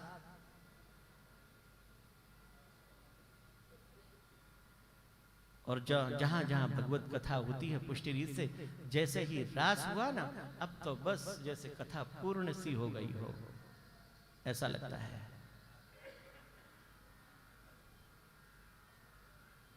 भगवान ने महाराज किया, सुदर्शन एवं शंखचूड़ का उद्धार किया। गोपीजनों ने युगल गीत गाया है। भगवान ने अरिष्टासुर का वध किया है। कंस ने अक्रूर जी को मथुरा से भेजा है, ठाकुर जी को मथुरा पधराने के लिए। भगवान केशी और व्योमासुर का वध करते हैं। अक्रूर जी रथ लेकर के गोकुल पधारे। गोकुल में अक्रूर जी का स्वागत सत्कार हुआ। नंद बाबा ने पूछा, हे अक्रूर, आपके आगमन का कारण क्या है? सुखोपविष्ट पर्यंके राम कृष्णोरुमानितः लेभे मनोरथान सर्वान पथियान सचकारः।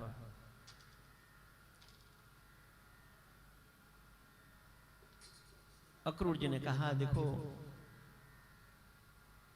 मथुरा में कंस ने एक धनुष यज्ञ रखा है। कंस की ऐसी इच्छा है कि भगवान श्री कृष्ण और बलराम मथुरा पधारे और बस दर्शन करके आ जाएंगे। लीला तो बड़ी मनोरम और उत्तम है।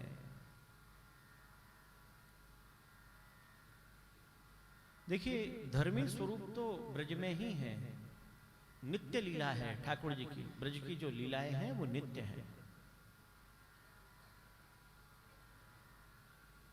व्यूह स्वरूप जो हैं वो मथुरा पधारे हैं। गोपियों ने प्रभु को खूब रोका। प्रभु ने गोपियों को समझाया। अनेक प्रकार से जब प्रभु ने समझाया तब गोपियां तो जैसे ठगी सी ठाड़ी रहीं। गोपियों का विरह। गोपीजन प्रभु को जानती हैं। विसृज्य लज्जाम रुरुदुस्म सुस्वरम गोविंद दामोदर माधवेति। लज्जा को त्याग कर जोर जोर से रोने लगी, हे गोविंद, हे माधव, हे दामोदर।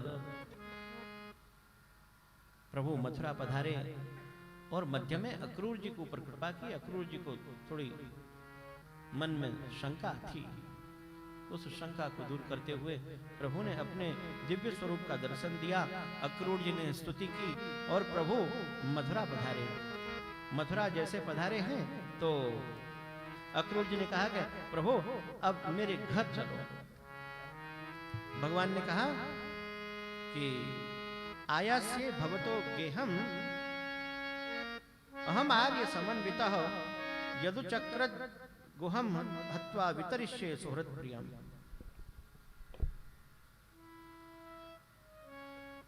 श्री ठाकुर जी मथुरा पधारे और मथुरा में जो भक्त हैं उन पर कृपा करने के लिए मधुपुरी दर्शन करने के लिए प्रभु पधारे हैं। तो गोकुल से भी सब ग्वालवाल आए, ठाकुर जी के सखा है। मधुपुरी दर्शन, मथुरा के दर्शन। पुरीम प्रविष्ट कंसाय कर्मा वेद्य ग्रहम ययो ददर्शताम स्फाटिक तुंग गोपुर द्वाराम बृहद हेम कपाट तोरणाम। बड़ी सुंदर मधुपुरी है और ग्वालवाल देखते रह गए। लेकिन मथुरा नगर की जो नागरियां थी, स्त्रियां थी, उन्होंने जब सुना कि श्री कृष्ण बलराम पधारे हैं, सुना है कृष्ण की तो अनेक लीलाओं को सुना, लेकिन आज प्रभु को देख करके सभी मोहित हो गई। अब देखिए, अब कंस की नगरी में तो सबने बड़े बड़े अच्छे वस्त्र पहने। तो हमारे यहाँ इस कथा को बड़े अनूठे ढंग से कहा जाता है कि ग्वालवाल प्रभु से कहने लगे, लाला देखो आपके मामा की नगरी में सबने अच्छे वस्त्र पहन रखे, हमारे प्रभु ने कहा अभी व्यवस्था हो जाएगी। वहां से एक रजक जा रहा है, कंस का धोबी है, और भगवान ने उससे कहा कि वस्त्र दे दो। धोबी, कंस का जो धोबी है, रजक है, वो क्रोधित हो गया। कुछ क्रोध में बोलने लगा, तो प्रभु को तो राम जन्म का क्रोध था। तो यहां तो प्रभु ने क्या किया, रजकस्य कराग्रेण शिरः कायात् अपातयत्। 41वां अध्याय 37वां श्लोक के बस प्रभु ने एक जोर से श्रीहस्त का प्रहार किया और रजक की मुक्ति हो गई। कृष्ण कन्हैया लाल की जय। देखो, जैसे मैंने कहा कि प्रभु ने कल हमने इसी समय श्री मथुराधीश प्रभु की लीलाएं देखी, तो मथुरा में भी प्रभु मथुराधीश लीला कर रहे हैं। रजकस्य शिरोच्छित्वा भक्तेभ्यो वस्त्रदायकम। सभी भक्तों को वस्त्र दिए। अब वस्त्र तो छोटे बड़े क्या करें, तो उन वस्त्रों को भी व्यवस्थित कराया। ततस्तु वायक प्रीत वेशम अकल्पयत। एक दर्जी के पास गए, सुंदर वस्त्र पहन लिए, अब माला जी चाहिए। तो सुदामा नामक मालाकार के यहाँ प्रभु पधारे। ततः सुदाम्नो भवनम मालाकारस्य जगमतु हो। माला जी मिल गई। अब जब ब्रजवासियों को चंदन न मिले तब तक आनंद नहीं आए। ब्रजवासी कहने लगे कि लाला चंदन की व्यवस्था अभी हो जाए। इतनी देर में सुंदर चंदन की सुगंध आने लगी। सैरंध्री जो कुब्जा है, वो कंस के लिए सुंदर अंगराग तैयार करके ले जा रही है। इतने में ही भगवान ने उसे रोका और पूछा, तुम कौन हो? विलोक्य कुब्जाम युवतीम वरानना पप्रच्छयान्तिम प्रहसन रसप्रदः। कृष्ण हंसते हुए उनसे बड़ी रसमय वाणी में बोले, त्वं परुर्वे तदु हानुलेपनम। तुम कौन हो? भगवान जब इतनी मीठी वाणी से बोले तो जो कुब्जा है, 3 जगह से कुबड़ी है, जिसका नाम तो सैरंध्री है, उसने कहा कि मैं कंस की दासी हूं, त्रिवक्र नामा, मेरा नाम कुब्जा है, 3 जगह से मैं वक्रा हूं।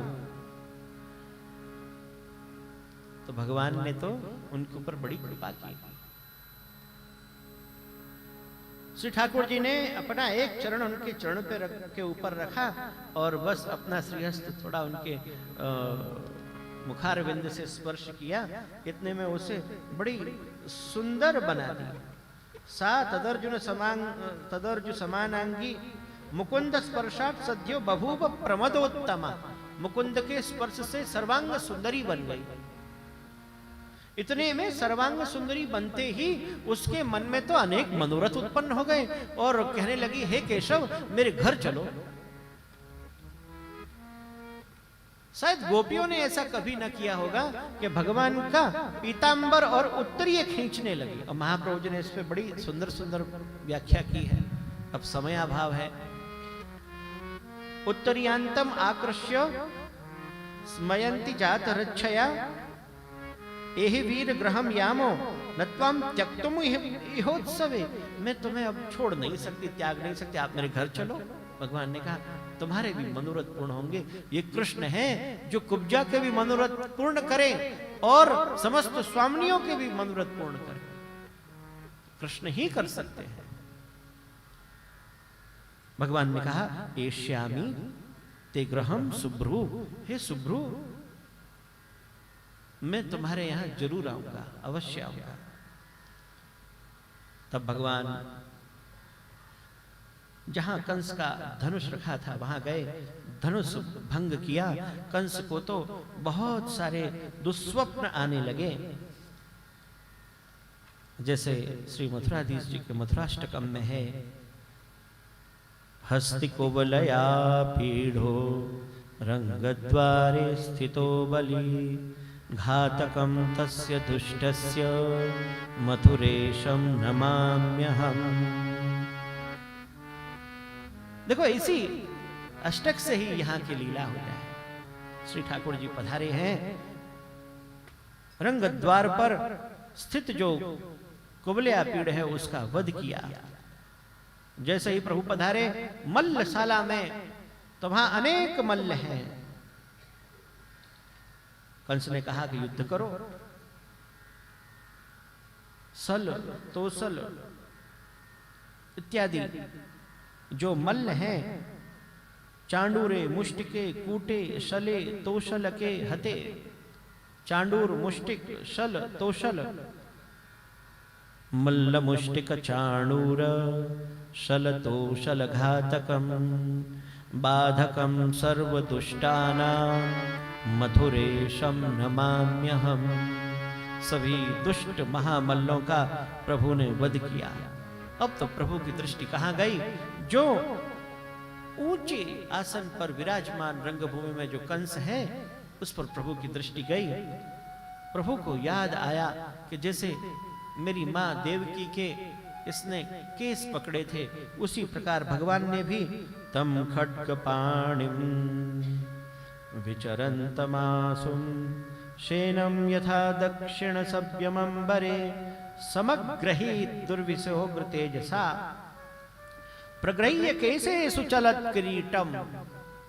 कंस के केस पकड़ लिए और कंस को प्रभु ने उच्च आसन से नीचे ले आए। कंस को अब यह ज्ञात हो गया कि जो आकाशवाणी हुई थी वो सत्य थी और यही देवकी का अष्टम पुत्र है, साक्षात प्रभु। और प्रभु ने कंस का उद्धार किया। बोलो कृष्ण कन्हैया लाल की जय। रंगभूम्युच्च मंचस्थम दुष्ट कंस निषूदनम रक्षकम सर्वभूतानां मथुरेशम नमाम्यहम्। मथुरास्थित भक्तानां सुखदं बलसंयुतं त्रातारं यादवानां च मथुरेशम नमाम्यहम्। मथुरा स्थित सभी भक्तों को बलराम जी सहित भगवान ने सुख दिया और माता पिता को कारागार से मुक्त किया। वसुदेव देवकी आनंद में आ गए। रक्षकम मातृपित्रादेर मोचकम निगडादपि पराभूत जरासंधम मधुरेशम नमाम्यहम्। माता पिता से मिले और अब प्रभु को देखो पढ़ने की याद आई। प्रभु को गुरुकुल में विद्याध्ययन के लिए भेजा गया। भगवान सांदीपनी मुनि के यहां पधारे। महाप्रभु वल्लभाचार्य एक सुंदर घटना को सुबोधनी जी में लिखते हैं कि एक बार गुरु माता गोदोहन कर रही हैं, तो उन्होंने जो गुरुकुल में कृष्ण विराजमान हैं, बलराम जी विराजमान हैं, तो श्री ठाकुर जी को आज्ञा की कृष्ण दोहन का पात्र ले आओ। अब प्रभु वहां संध्या में के कुछ इस प्रकार से विराजमान है कि उठ न सके। अगर उठें तो वैदिक मर्यादा का भंग हो, अगर न उठ करके दोहन का पात्र दें तो गुरु माता की आज्ञा का उल्लंघन हो। तो श्री ठाकुर जी ने क्या किया, बैठे ही बैठे अपना इतना हाथ लंबा किया कि वो दोहन का पात्र दे दिया। महाप्रभु जी कहते हैं अन्य पुराण में ये लीला है। तो गुरु माता समझ गई ये तो साक्षात ब्रह्म है, तो मांग लिया गुरु दक्षिणा में अपने मृत पुत्र को। प्रभु ने भी गुरु के मृत पुत्र को लाकर गुरु दक्षिणा में प्रदान किया और प्रभु अध्ययन करने के उपरांत मथुरा पधारे। और मथुरा में आकर के आप एक दिन विराज रहे हैं और वहां थोड़े प्रभु उद्विग्न हैं, दुखी दिख रहे हैं। उद्धव जी वहां आए। उद्धव जी ने भगवान का श्रीहस्त अपने हाथ में लिया और कहा कि प्रभु क्या कारण है। गृहीत्वा पाणिना पाणिम प्रपन्नार्ति हरो हरि। ठाकुर जी ने कहा कि उद्धव तुम ब्रज में जाओ। गच्छोद्धव ब्रजम सौम्य पित्रोर्नौ प्रीतिमावह। देखो जो गोपियां हैं जिन्होंने मेरे लिए सब कुछ परित्याग कर दिया, सब कुछ छोड़ दिया, और तुम उन्हें जाकर के समझाओ, कुछ ज्ञानोपदेश करो। उद्धव जी ने कहा जो आज्ञा प्रभु। उद्धव जी कौन है? वृष्णी नाम प्रवरो मंत्री कृष्णस्य दैतः सखा शिष्यो बृहस्पति साक्षात उद्धवो बुद्धिसत्तमा। देवगुरु बृहस्पति के साक्षात शिष्य हैं, बड़े बुद्धिमान हैं, लेकिन ठाकुर जी के परम सखा हैं, एकदम प्रभु जैसे हैं। क्योंकि भगवान ने तृतीय स्कंद में, तो ये तृतीय स्कंद के वाक्य हैं कि नोद्धवोन्वपि मन्यु न, कि उद्धव जी और ठाकुर जी में एक अणु भी अंतर नहीं है। नोद्धवोन्वपि मन्यु न, ये तृतीय स्कंद के चौथे अध्याय का 31वां श्लोक है। नोद्धवो अणु अपि मन्युनो, कि भगवान ने उद्धव जी से कहा उद्धव तेरे और मेरे में एक अणु भी अंतर नहीं है। उद्धव जी बिल्कुल भगवान जैसे दिखे। नंद यशोदा के लिए, गोपी जनों के लिए, गोप ग्वालों के लिए संदेश लेकर के उद्धव जी ब्रज में पहुंचे। नंद यशोदा के पास पहुंचते ही नंद यशोदा को अनेक प्रकार से समझाया। पहले नंद यशोदा के साथ संवाद हुआ, तो दोपरांत गोपी जनों ने देखा ये तो ठाकुर जी जैसे दिख रहे हैं, प्रभु के सखा हैं, प्रभु के मित्र हैं, प्रभु के कोई दूत हैं। परंतु गोपियों ने उद्धव के सामने उद्धव गीत, भ्रमर गीत गाया है उद्धव के सामने।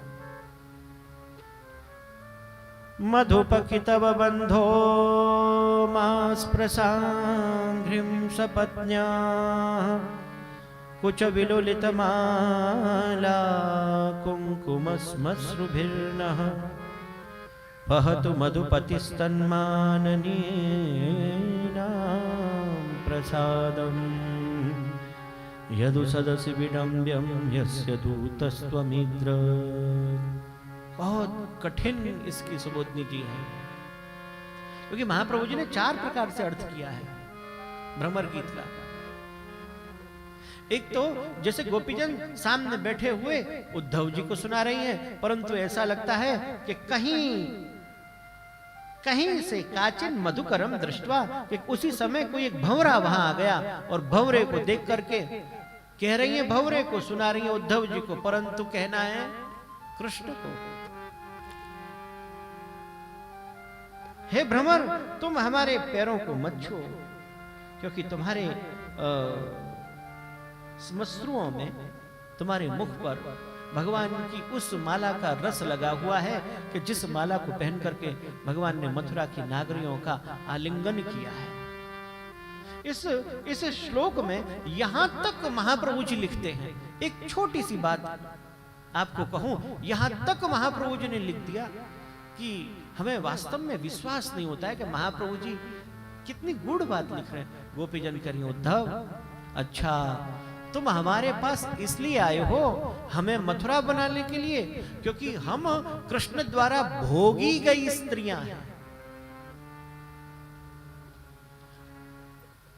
महाप्रभु जी के शब्द सह ये बात है। अच्छा, क्योंकि हमने सुना है ना कि मथुरा में बड़े बड़े महल हैं और उन महलों में छोटी छोटी खिड़कियां हैं। तो कृष्ण जब उन नागरियों के साथ, उन स्त्रियों के साथ भोग करते होंगे ना, तो हवा नहीं आती होगी, क्योंकि हमारे ब्रज में तो यमुना किनारे बड़ी हवा थी, शीतल मंद सुगंध वायु थी। तो लगता है अच्छा हमें पंखा की सेवा करने के लिए बुलाया है।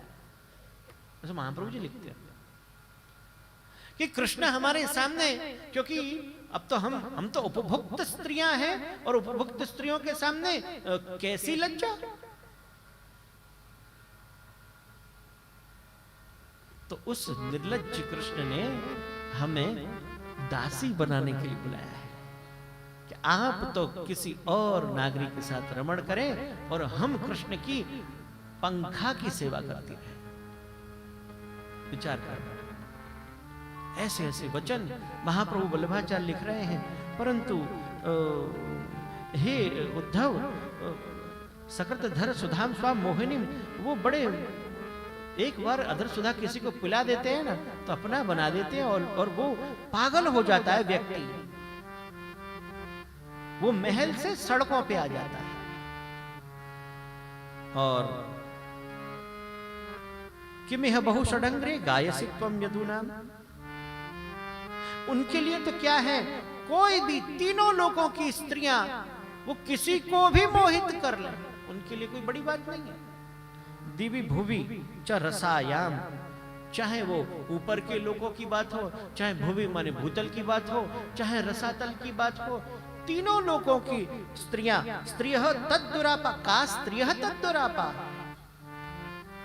कपट रुचिर हास भ्रूजृंभस्य यास्यु, उनको तो ऐसी कपट लीला करना आता है कि समस्त स्त्रियां स्वयं मोहित हो जाती हैं। 4 प्रकार से अर्थ कर रहे हैं महाप्रभु जी।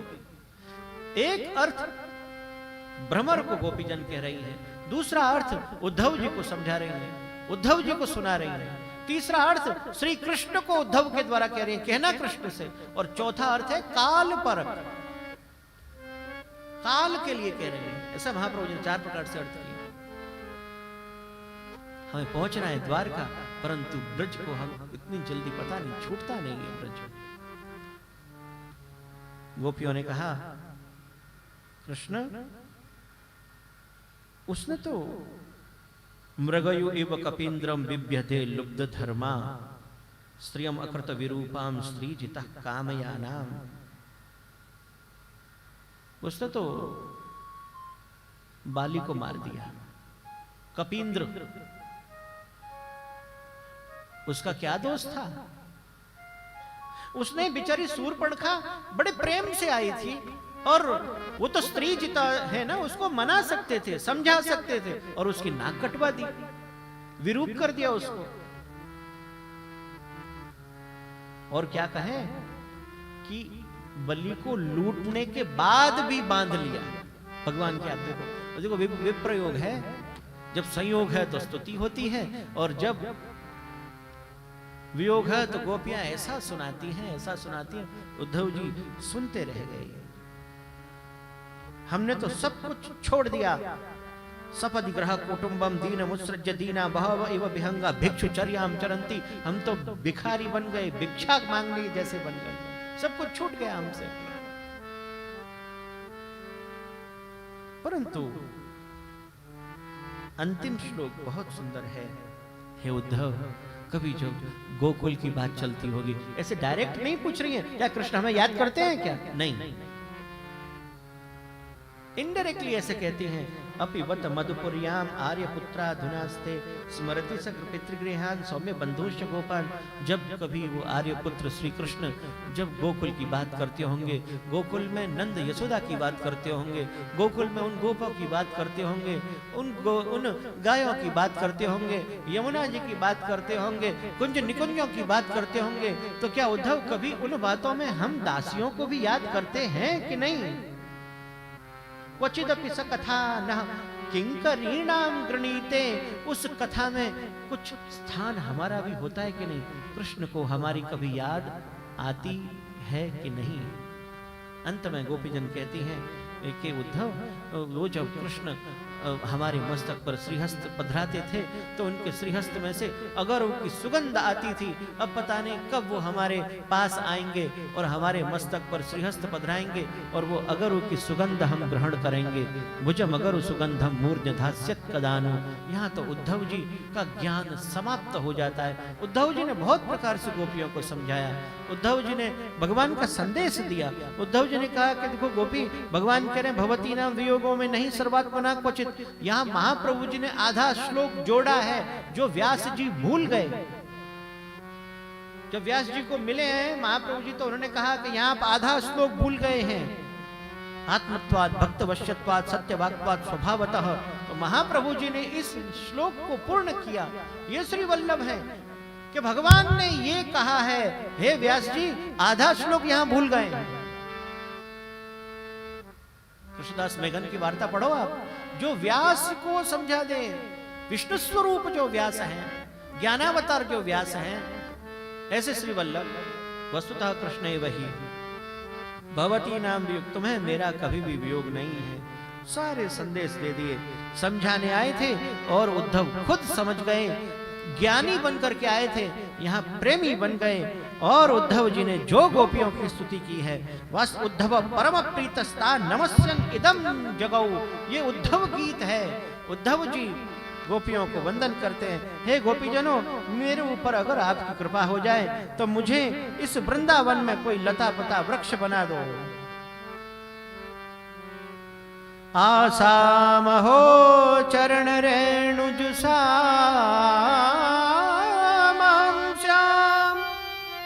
वृंदावने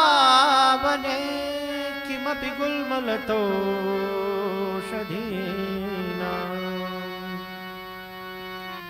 यादुस्त्यजम् स्वजनमार्यपथं च हित्वा भेजुर्मुकुन्द पदवीं श्रुतिभिर्विमृग्या।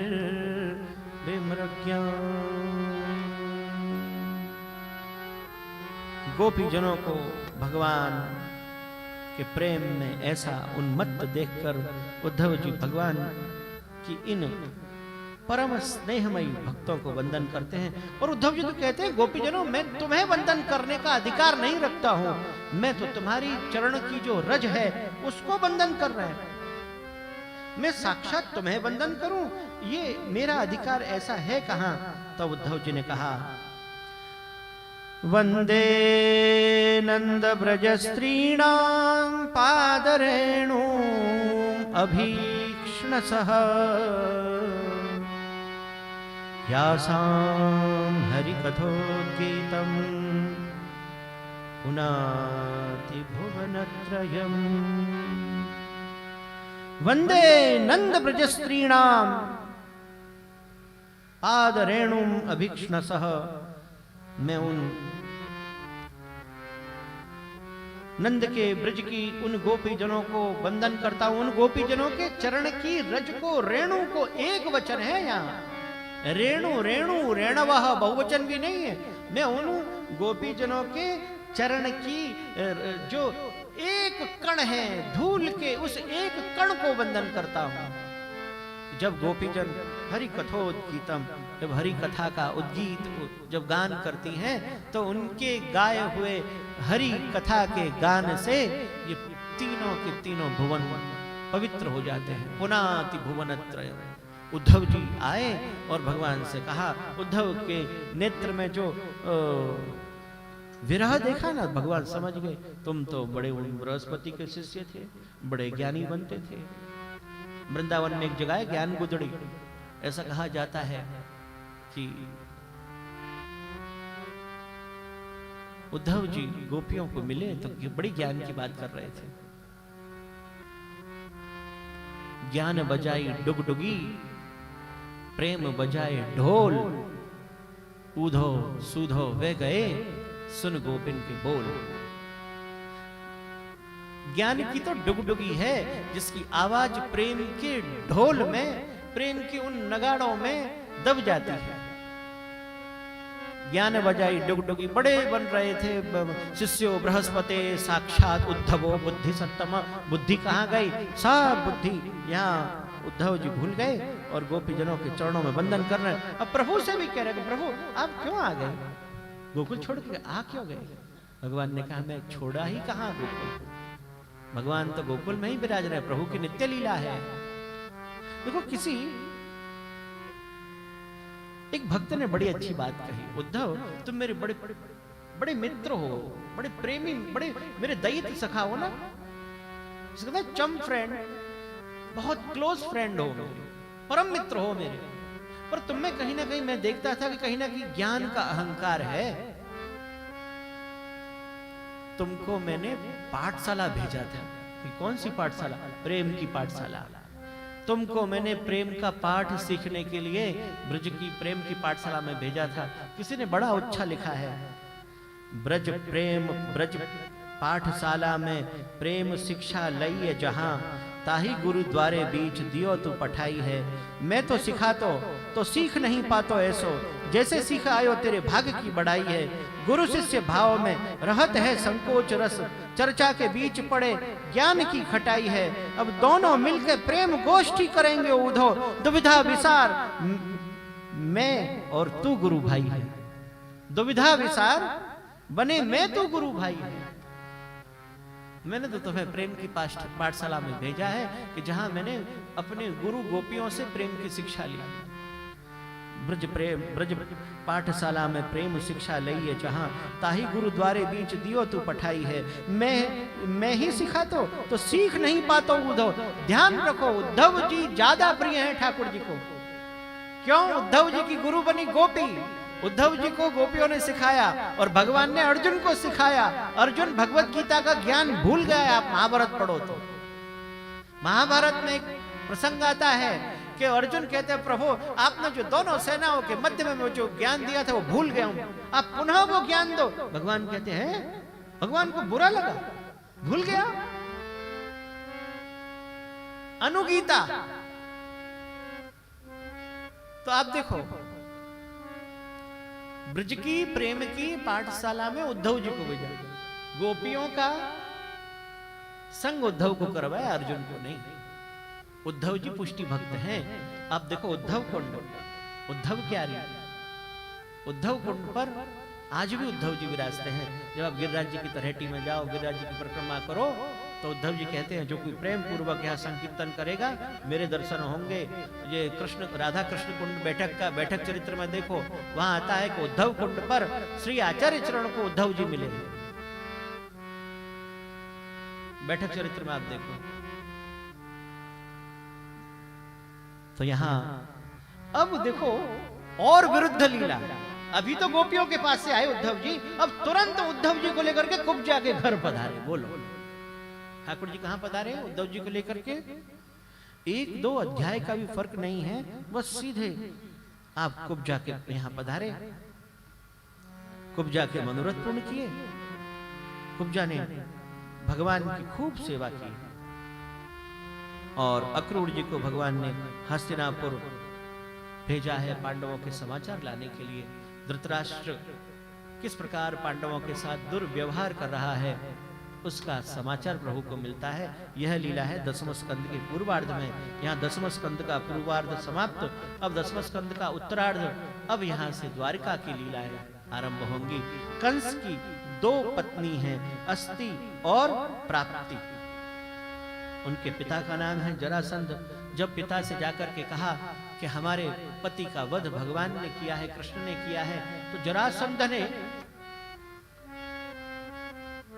आक्रमण किया। कितनी बार? 17 बार, 18वीं बार। वो जीता है, 17 बार हारा, 17 बार वो हारा है। 18वें बार कैसे जीता? यहाँ मुचकुंद और काल्यवन, मुचकुंद द्वारा भगवान की स्तुति, मुचकुंद द्वारा काल्यवन का वध करवाया है।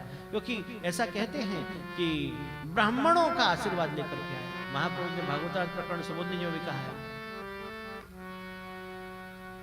शिव का कृपा प्रसाद, ब्राह्मणों का कृपा प्रसाद। ब्राह्मणों ने कहा प्रभु अगर आप पराजित नहीं होंगे तो हमारा कहीं वध नहीं हो जाए। भगवान तब वो ब्राह्मण रक्षा परायण है। तो श्री ठाकुर जी ने लीलार्थ युद्ध से पलायन किया है। उससे पहले व्यवस्था कर दी नहीं कि मथुरा में जितने भी जो यादव सो रहे हैं उनके लिए एक नवीन पुरी की रचना करवाई विश्वकर्मा से। द्वारिकापुरी की रचना हुई, सभी को द्वारिकापुरी आपने वहां भेजा है। ऐसा कहा जाता है कि सो रहे थे मथुरा में, जैसे ही आंखें खुली, हमको तो द्वारका के लोग कहते हैं, जैसे आंखें खुली तो के द्वार कहां, द्वार कहां, द्वार कहां, तो द्वारका हो गए। भगवान द्वारका पधारे, कौन बन गए? श्री द्वारिकाधीश। श्री द्वारिकाधीश भगवान द्वारिकाधीश बन गए। अभी समझो दाऊ जी का विवाह हो चुका है और यहां दाऊ जी आप देखेंगे तो श्री रेवती जी के संग विराज रहे हैं। अब ठाकुर जी का तो विवाह हुआ ही नहीं है। देखो प्रभु के कितने विवाह हुए? 16,108। एक भी विवाह अपनी स्वेच्छा से नहीं हुआ है। एक दिन प्रभु विराज रहे हैं तो सुखदेव जी परीक्षित को कहते हैं कि राजा आसीत भीष्मको राम विदर्भ अधिपतिर महान तस्य पंचा भवन पुत्रा कन्यैका च वरानना। एक भीष्मक नाम का राजा है, विदर्भ का अधिपति है, उसके 5 पुत्र हैं, एक कन्या है। रुक्मी अग्रजो रुक्म रथो रुक्म बाहु अनंतर रुक्म केशो रुक्ममाली रुक्मणी ऐसा स्वसा सती। रुक्मणी जी उनकी पुत्री है, लेकिन रुक्मणी जी ने कभी भी द्वारकाधीश को देखा नहीं है। द्वारिकाधीश के केवल गुणगान सुने हैं, कभी देखा नहीं। सुनते सुनते सुनते द्वारिकाधीश से ऐसा प्रेम हुआ कि द्वारिकाधीश को पत्र लिख दिया। क्यों? क्योंकि रुक्मी को यह ज्ञात हो गया कि मेरी बहन श्री द्वारिकाधीश से प्रेम करती है, और शिशुपाल को निमंत्रण भेज दिया, आ जाओ आपका विवाह कर देते हैं। श्री रुक्मिणी जी ने भगवान के लिए पत्र लिखा है और यह पत्र एक ब्राह्मण को देकर के कहा कि यह पत्र श्री द्वारिकाधीश के चरणों में आप जाके समर्पित करो।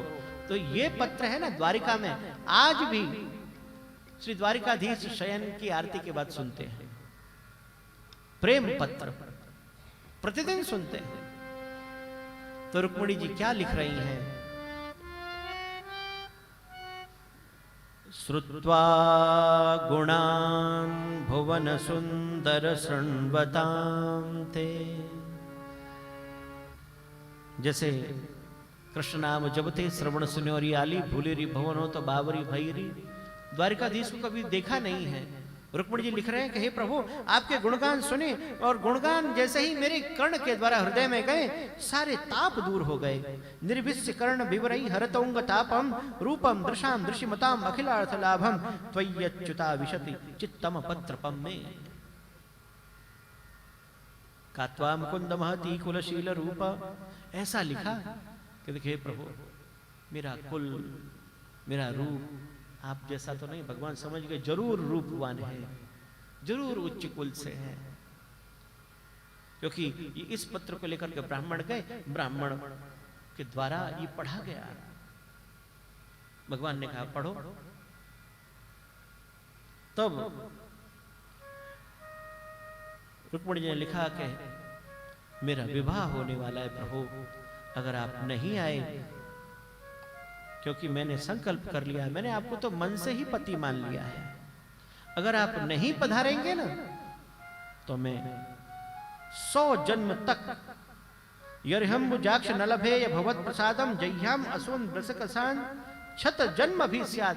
चाहे सैकड़ों जन्म हो जाए, 100 जन्म नहीं, चाहे कितने भी जन्म, आपकी मैं प्रतीक्षा करूंगी। अगर आप आना चाहो तो मैं आपको विनती कर दूं, इस पत्र में ही लिख दिया कहाँ आना है, कैसे आना है। कि देखो हमारे यहाँ जब विवाह होता है तब हम कुलदेवी की यात्रा के लिए जाते हैं। हे प्रभु आपको पधारना है तो वहां आओ। तो पत्र जैसे ही मिला और प्रभु वहां से पधार दिए, बिना किसी को कहा, दाऊ जी को भी नहीं कहा, प्रभु वहां से पधारे। और यहाँ तो रुक्मिणी जी विचार करें कि आए कि नहीं, प्रभु आए कि नहीं। देखो इसकी चर्चा हम कल कथा आरंभ करने से पहले ही करेंगे, क्योंकि यहाँ भगवान ने श्री रुक्मिणी जी से, महाप्रभु जी आज्ञा कर रहे हैं, 3 प्रकार से विवाह किया है। 3 प्रकार से रुक्मिणी जी से ठाकुर जी ने विवाह किया है। इसका वर्णन श्री महाप्रभु त्रिविध नामावली में आज्ञा करते हैं।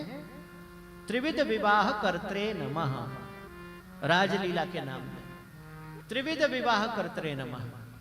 राक्षस विवाह, गांधर्व विवाह और देव विवाह, ऐसे विवाह किए। त्रिविध विवाह कर्त्रे नमः, 3 प्रकार से विवाह किए भगवान ने। ऐसा वर्णन त्रिविध नामावली के राजलीला के नामों में आपका ये 16वां नाम श्री महाप्रभु प्रकट कर रहे हैं। रुक्मिणी विवाह प्रदर्शित गृहस्थ धर्माय नमः, त्रिविध विवाह कर्त्रे नमः। कितना सुंदर महाप्रभु जी आज्ञा कर रहे हैं। दैत्य मोहन चरित्राय नमः, रुक्मिणी मनोरथ पूरकाय नमः। तो रुक्मिणी गांधर्व विवाहाय नमः, रुक्मिणी प्राणपताय नमः, रुक्मिणी प्रवृत्ति दुष्ट मानस दुखदाय नमः, रुक्मिणी विवाह प्रदर्शित गृहस्थ धर्माय नमः, त्रिविध विवाह कर्त्रे नमः। अब रुक्मिणी जी कह रहे हैं कि देखो प्रभु पधारे कि नहीं पधारे। सखी कहे कि अभी तो नहीं पधारे, लेकिन जैसे ही ये समाचार मिले कि प्रभु पधारे तो रुक्मिणी जी के हृदय में अति आनंद हो गया। श्री द्वारिकाधीश वहां अपना रथ लेकर के पधारे। और जैसे ही रुक्मिणी जी को भगवान के दर्शन हुए कि जो जितना सुना था ना, उससे भी आप प्रभु अत्यंत लावण्यमय है। इस साक्षात मन्मथ श्री रुक्मिणी जी को द्वारिकाधीश के दर्शन हुए। श्री द्वारिकाधीश की जय। अब तो देखो, अब प्रभु आ तो गए। रुक्मिणी जी ऐसे नहीं करके चलो चलो आप पधार गए, आओ हमको हमारा हरण करके ले जाओ, नहीं, प्रतीक्षा कर रहे हैं कि प्रभु अगर हाथ अपना आगे करें, पाणी ग्रहण संस्कार, गांधर्व विवाह का क्रम। अब जैसे ही प्रभु ने अपना श्रीहस्त आगे किया और श्री रुक्मिणी जी को अपने रथ में पधरा करके श्री ठाकुर जी रुक्मिणी जी को पधरा करके ले आए हैं श्री द्वारिकाधीश की। और वहां पीछे पीछे दाऊ जी सेना लेकर के आ रहे हैं, तो मालूम था कि युद्ध होने वाला है। ये सब लीला तो सबसे पहले श्री द्वारिकाधीश का विवाह, प्रभु का विवाह रुक्मिणी जी के साथ हुआ है। और 3 प्रकार से विवाह हुआ। रुक्मिणी जी के मनोरथ पूर्ण करने वाले प्रभु बने और रुक्मिणी जी के साथ 3 प्रकार से विवाह किया है।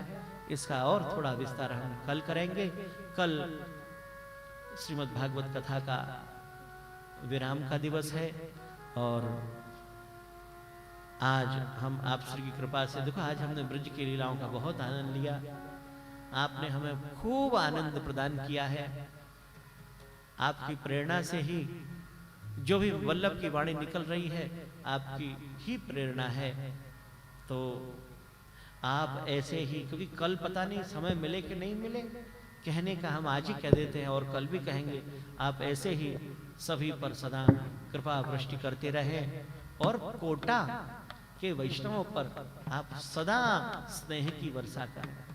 क्यों? क्योंकि देखो आज है ना बधाई का दिन है, छठे तिलकायत प्रथम ग्रह के श्री गोपीनाथ जी का जन्मोत्सव है। और श्री गोपीनाथ जी का आपने जब जन्म परिचय आपने लिखा है, जीवन परिचय, तो उस जीवन परिचय में लिखा है कि आपने कोटा को नंदगाम नाम दिया था। देखो कितनी बड़ी बात है। तो ऐसे उन पूर्वाचार्यों के श्री चरण कमल में हमारा साष्टांग दंडवत प्रणाम। तो वास्तव में ये तो नंदगाम ही है, ये ब्रज ही है, इसलिए आप यहां विराज रहे हैं और इसलिए यहां परम आनंद है। इस भूमि में ही कुछ है। तो आपको मालूम है ना, चर्मण्यवती चंबल नदी, उसको श्राप लगा है और ऐसे भी कुछ कथाएं महाभारत में है। परंतु अब आप श्री वहीं जाकर के संध्या करते थे, तो आपने इस भाव को भी बदला है कि देखो यहाँ नंदगाम है और यहाँ ये यमुना जी विराज रहे हैं। श्याम सुंदर श्री अपने महारानी की जय। अगर ये नंदगाम है तो ये तो फिर चंबल तो फिर यमुना जी बने ना।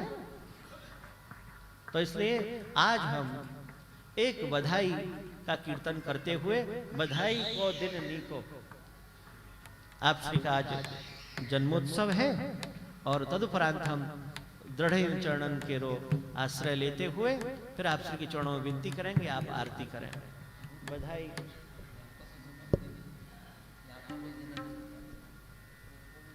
हो आज हमारे जो बाधक हैं उनका भी आज जन्मदिन है, तो खूब खूब आपको बधाई।